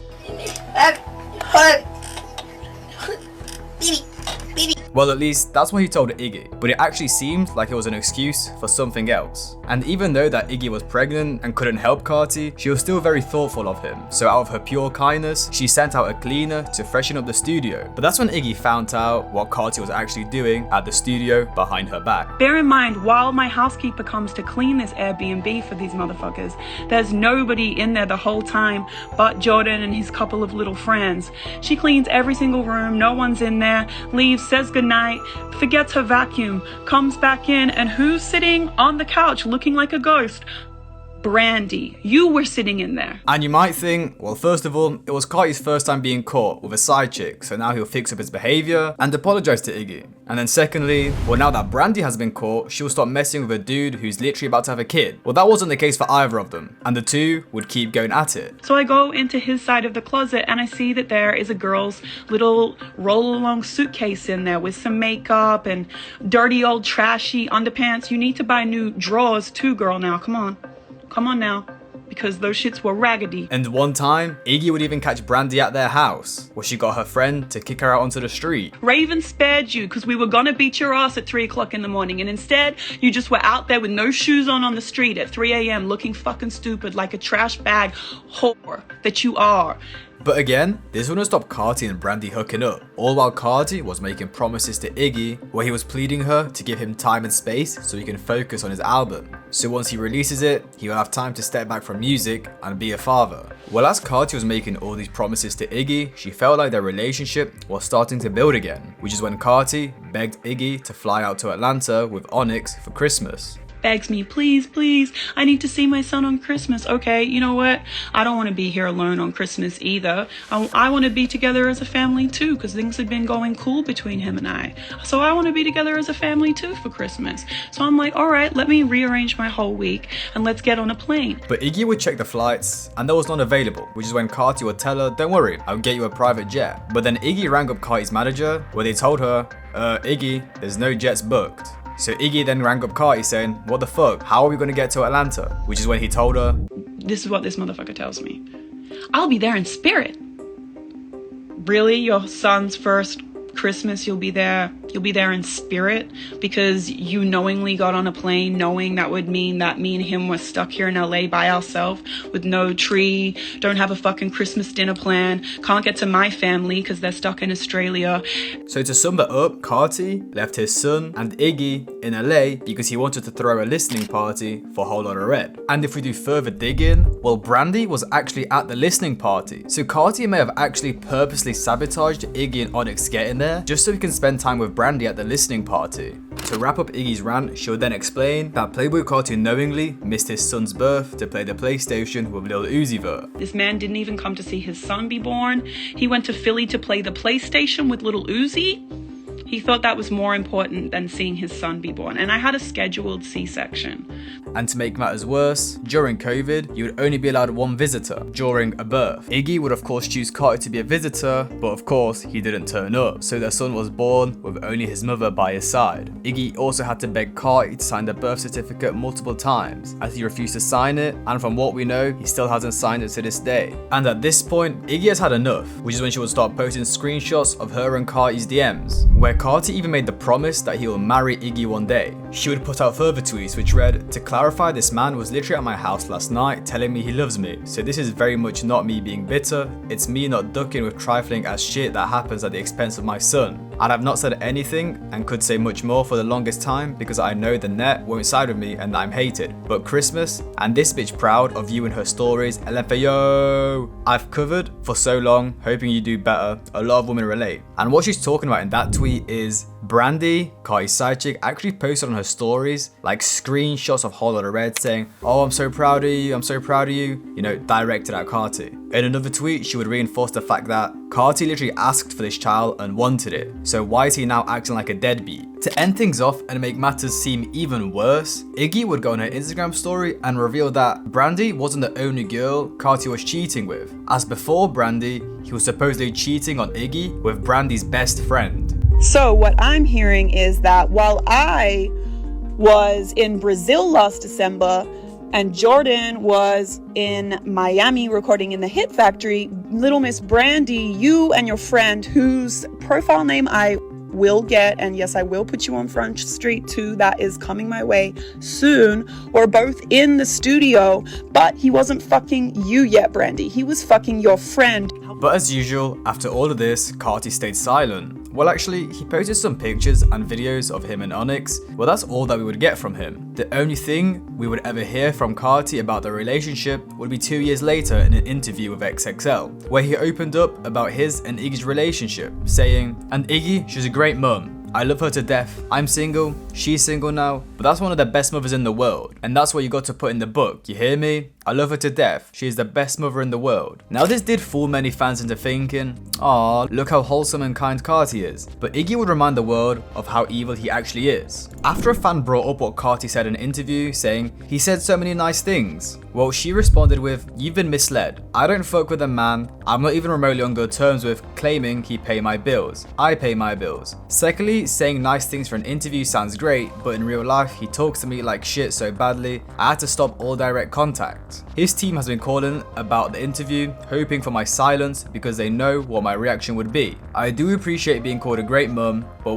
when that's not reflective of what he has to say in real life, I'd much rather be left out of being mentioned at all. So from what we just went through, it's quite clear to see how Carti is quite the deadbeat father, but also a terrible partner who cheats and lies at any opportunity he can. Now many of you think this is bad, but at least Iggy wasn't physically harmed. Well, not publicly, but we will get onto that later. As with his next relationship, things turned pretty dark. So after things ended with Iggy, Carti would level Brandy up to main chick status, but things would quickly spiral out of hand.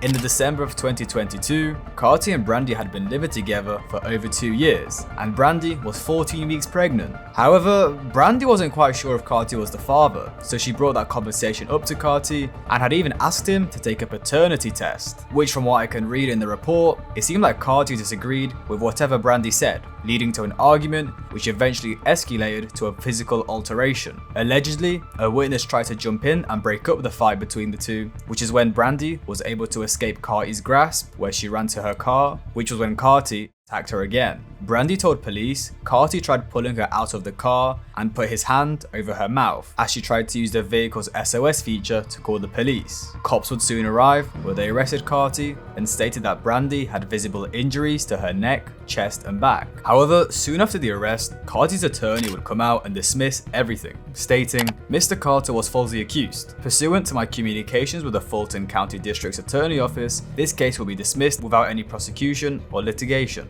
Which honestly seems crazy to me. Not only did we have a previous domestic abuse case with Ruby, which got dismissed, but now another one just a couple years later. It happened again, with multiple witnesses, just for it to be brushed under the carpet. And it seemed like Carti attempted to take any possible attention away from the situation, as after he was arrested, he returned to Twitter announcing new music, edging fans that he was going to drop. Now I don't know if that was his actual intentions, but it definitely seemed like it. And what it also seemed like, Carti even had some type of physical fight with Iggy, which she spoke about on her Instagram live.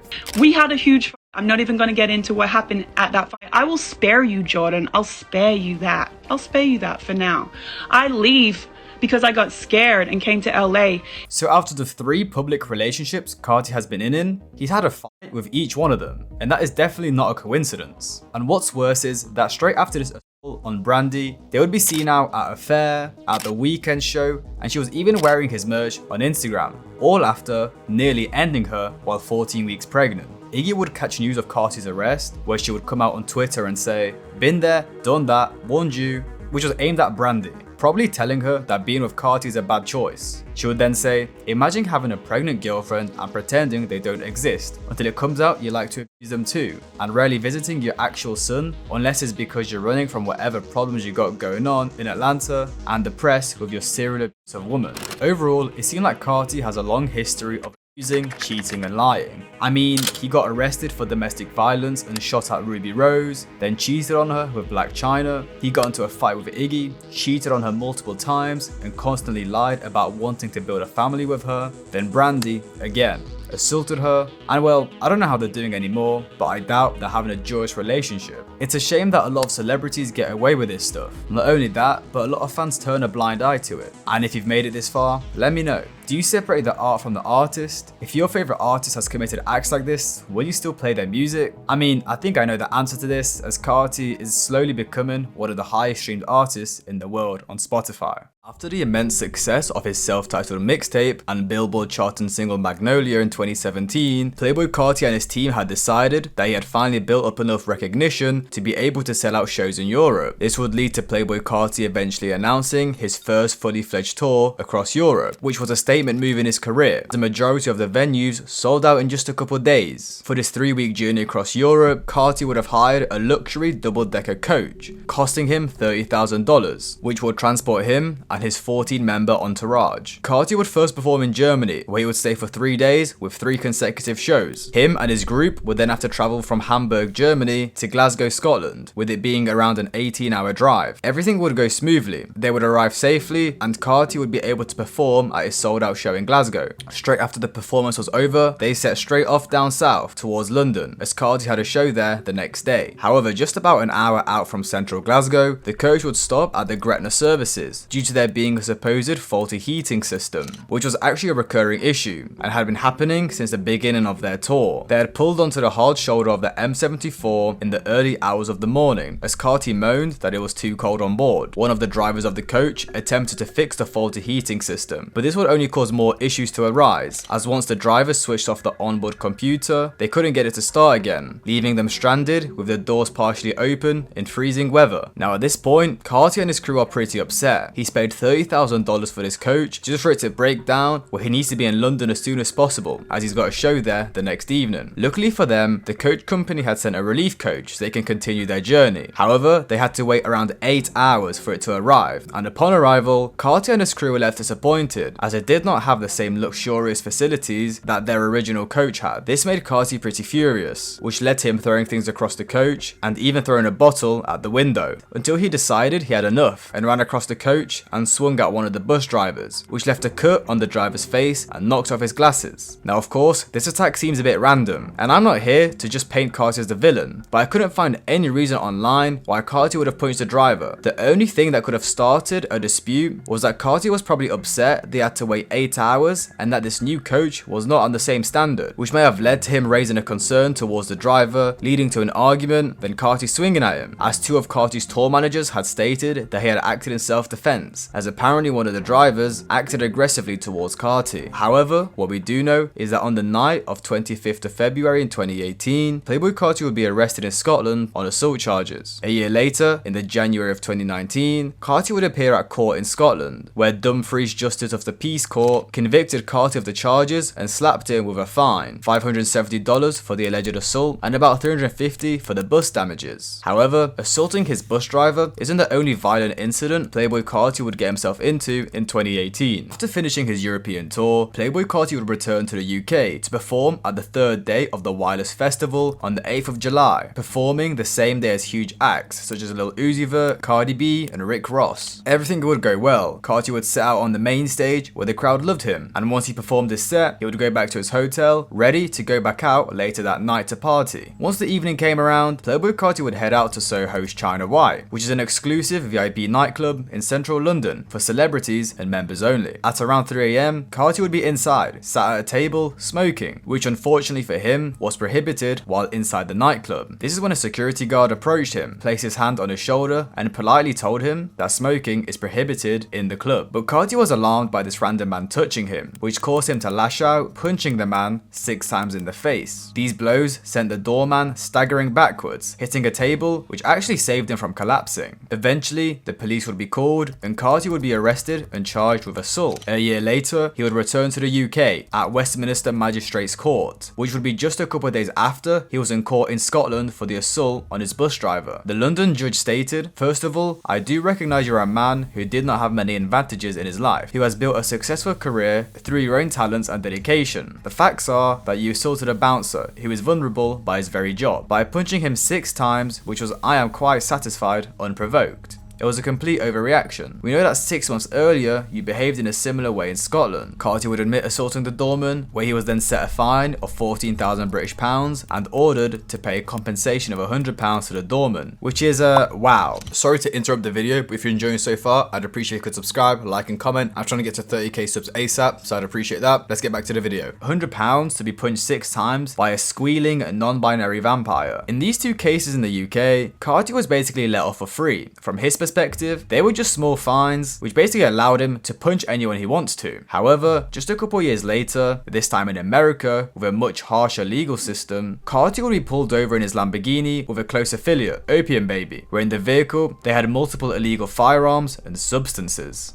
On the 2nd of April in 2020, Playboi Carti and ex-Hollywood actor Jalen Tucker, who you may know as Opium Baby, were cruising around Clayco County in Atlanta, Georgia. However, the Lambo Hurricane they were cruising in, which was actually a gift from his fiancée at the time, Iggy Azalea, would have expired tags, causing him to be pulled over by Sheriff Victor Hill's elite Cobra Strike Force, who was supposedly a SWAT team that take down the worst criminals in Atlanta and have previously arrested YSL gang members and many other dangerous wanted criminals. After the police officer told Carti he is not allowed to continue driving and has to step out, well, this is when Carti's bad attitude would start. Carti would first tell the officers, "Take me to jail, I don't care anymore." The car also smelled of weed, which would lead to the car getting searched. Upon conducting a search, the deputy found many substances and 3 firearms in the vehicle. This would get the 2 men arrested, but Carti wasn't finished trash talking to the officers. He would carry on, saying things such as he's going to F the officer's daughter, that he has a hot wife, and that he doesn't care about his exotic sports car because he can just go buy a new one. Carti would end up getting booked for marijuana possession, improperly passing an emergency vehicle, and displaying an invalid decal on his license plate, while Opium Baby would get charged for much harsher gun and drug charges. They were both taken into custody and were facing the wall at Georgia's toughest paramilitary jail, known as the Hilton. Carti would be bailed out a couple hours after his arrest, but Jay would be held due to his charges, where he would be facing a maximum of 45 years. Now, this is usually what happens with celebrities and their entourage. When they're carrying illegal items, it is pretty much their job to take blame for everything, so the rich famous person can be let off as they are of higher status, which is what Jay did for Carti. And if it wasn't for him, Playboi Carti may have never been able to release Whole Lotta Red, as Jay actually ended up doing some time behind bars. A couple years later, Opium Baby would be seen videoing himself in court, ready to plead for his freedom. he would eventually post a story saying, "We just swooped the DEA ass out of there." But what confused me is that in all the papers in the picture, he had guilty circled on all the options, so I don't know about that one. But now that I've covered all of Playboi Carti's remaining criminal history, where I covered the first part in my Victims of Playboi Carti Part 1 video, we can now go into his aggressive behavior in occasions the law didn't get involved. So first, we have to go all the way back to 2015 to the iconic video of Carti fighting Kerwin Frost and Ass Pizza, where Carti was shouting ad-libs after every punch, Ian Connor was acting like his trainer, and the Christmas tree was hanging upside down. But first, I need to give you guys some backstory, as it's more than just a little fight. Back in 2015, Ian Connor would be one of the hottest personalities in the fashion space. He was hanging with the ASAP mob, who during that period were in their peak, modeled for Kanye West, and even labeled himself as the king of the youth, which was because he always believed in supporting the youth, as big companies always capitalized off them with no return. So anytime he saw potential in an upcoming artist, designer or model, he wanted to help them make it big, which is what he did with Playboi Carti, Kerwin Frost and Ass Pizza. Carti at the time was an upcoming artist, Kerwin Frost was an upcoming personality in the space, and Ass Pizza was a promising fashion designer, and Ian basically put them all on. Kerwin and Ass Pizza would become very close friends, where they would hang around Harlem, eventually also meeting fellow-minded young creatives such as Luke Sabat, Sheck West, Ray Martinez, White Trash Tyler, where they would end up forming the Spaghetti Boys, who ended up being a pretty big thing as they released fashion collaborations with Off-White and Heron Preston, hosted all-age parties, and individually all worked with prominent figures within the scene such as Kanye West, the Kardashians and so on. Now as Ass Pizza was getting more popular, he would start getting noticed by blogs such as V-Files, Vader, Complex and No Jumper. Now as Ass Pizza would start getting interviewed by these blogs where he would give us insight about his come up and how he got to where he is today, but what he failed to do was give homage to Ian Connor, as without him he wouldn't be this upcoming fashion dude. But the specific interview that annoyed Ian Connor was the Ass Pizza Fader interview, as it was a huge platform which would have been the perfect opportunity to tell the world how Ian Connor supported him, getting him from this no-name to a respectable figure in the scene, but he didn't. So after it's released, Ian Connor would start calling Ass Pizza out in messages that read, "Pay homage and stop showing off, it's a matter of respect, you ain't just come into existence," which was Ian showing how annoyed he was at the fact Ass Pizza didn't speak about him in his interview,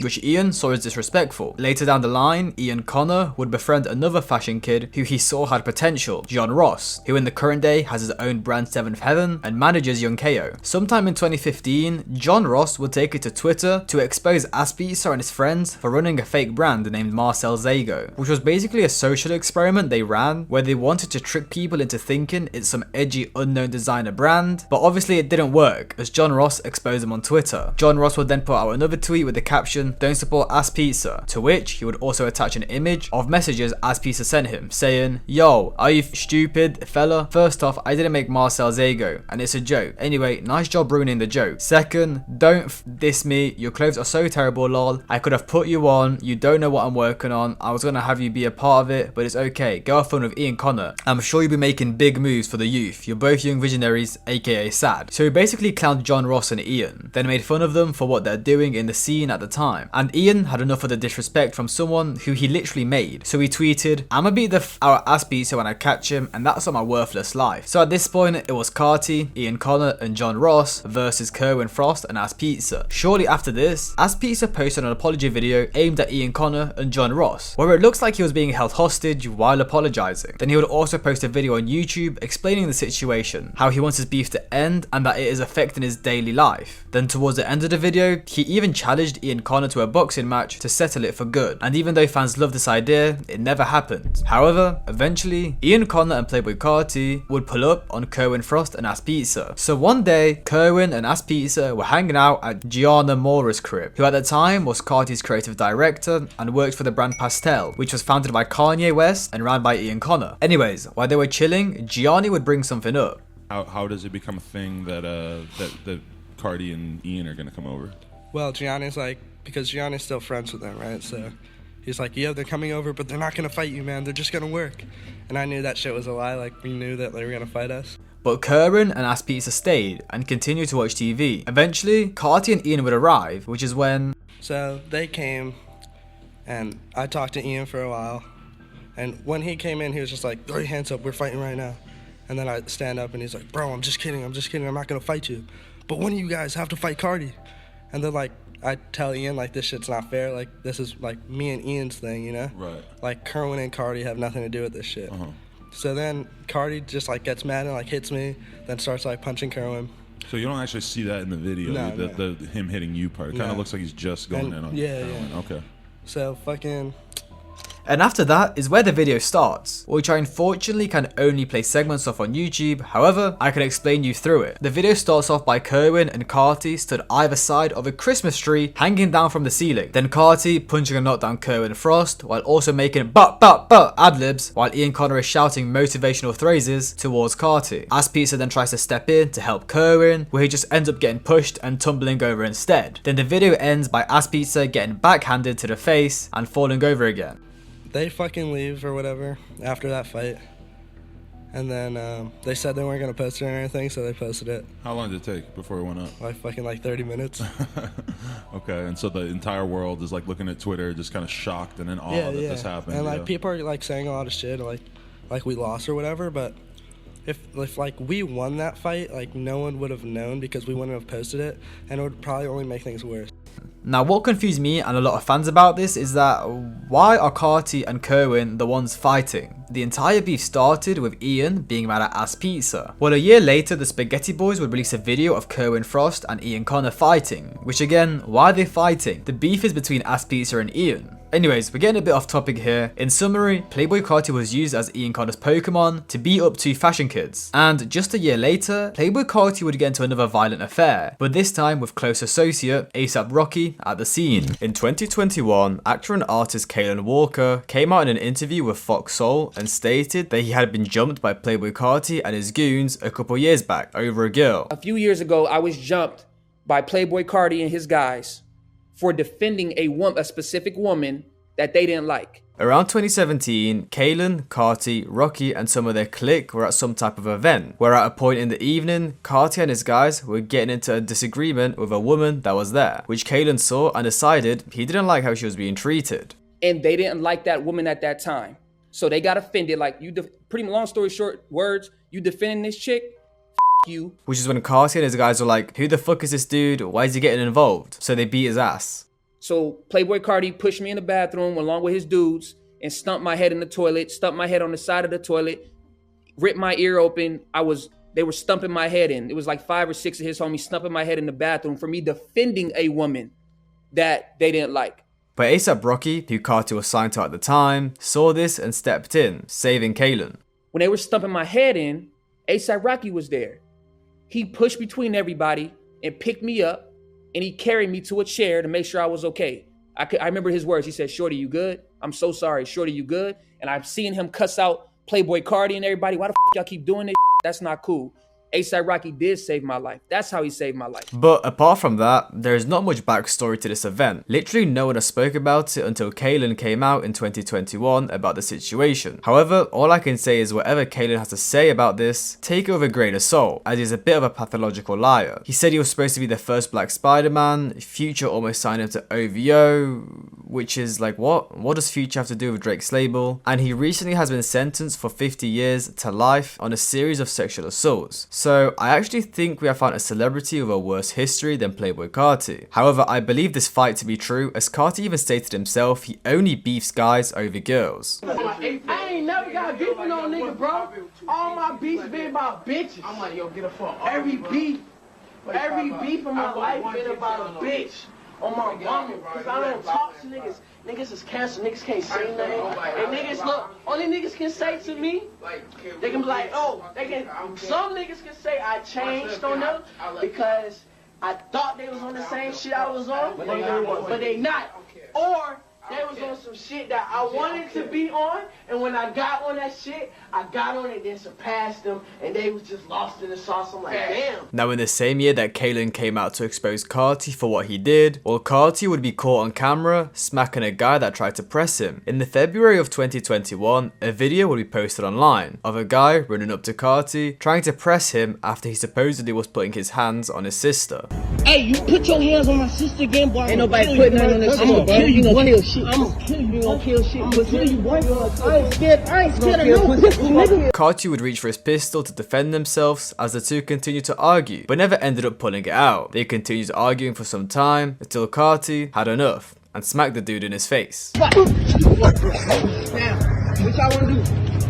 After Carti smacks the guy, dude collapses on the floor, ends up making some squealing sounds and runs away. After the situation, Carti would put out a tweet saying, "I knocked bro out, he was being too crazy." Now no one really knows the backstory behind this video as well. It seemed like it was just some clout chaser who wanted to run up on Carti to see what he would do. Many fans even started creating conspiracy theories online about how it was supposedly fake to make Carti look more tough after he transformed to the whole vampire aesthetic for Lotta Red. So in the Playboi Carti Victims Part 1 and Part 2, I have covered all his arrests and major disputes with his victims. However, I don't want to miss anything out for you guys, so in the last portion of this video, I'll be covering the last small incident without a lot of context, just so you guys can be fully informed of Playboi Carti's past. And with this last incident, it'll wrap up all of Playboi Carti's victims. On the 11th of January in 2019, ASAP Rocky would be in Toronto on his Injured Generation tour with special guest Playboi Carti. They would perform the show, everything would go great. However, sometime after the show, Rocky, Carti and their entourage would leave the venue where they would get into an altercation with some people outside. Things ended up getting pretty heated, which is when someone would start recording. There would be around 20 people stood in the middle of the road, all just seen pushing and shouting, with Rocky being the guy in a white t-shirt and blue jeans, and Carti being the guy in black jeans and a blue jacket. Eventually, it seemed like the altercation ended and the two groups were splitting up. However, Carti can be seen walking into the crowd and smashing his bottle over a man's head who's laying on the floor. The video then ends, and that's pretty much all that we would get from the situation. Rocky would end up speaking on this in an interview with Angie Martinez in 2019, where he said it was supposedly Playboi Carti and someone else, and that he wasn't in Canada during that time, even though he had a show on that date. But that wraps up the victims of Playboi Carti. Let me know if you think I've missed anything, and it should be added to another video. From part 1 and part 2, you should be able to tell now Playboi Carti is a pretty terrible person, but it is up to you if you want to separate the art from the artist, and if you want to continue listening to him. Hope you enjoyed, like, subscribe and comment, and I'll see you guys in the next one.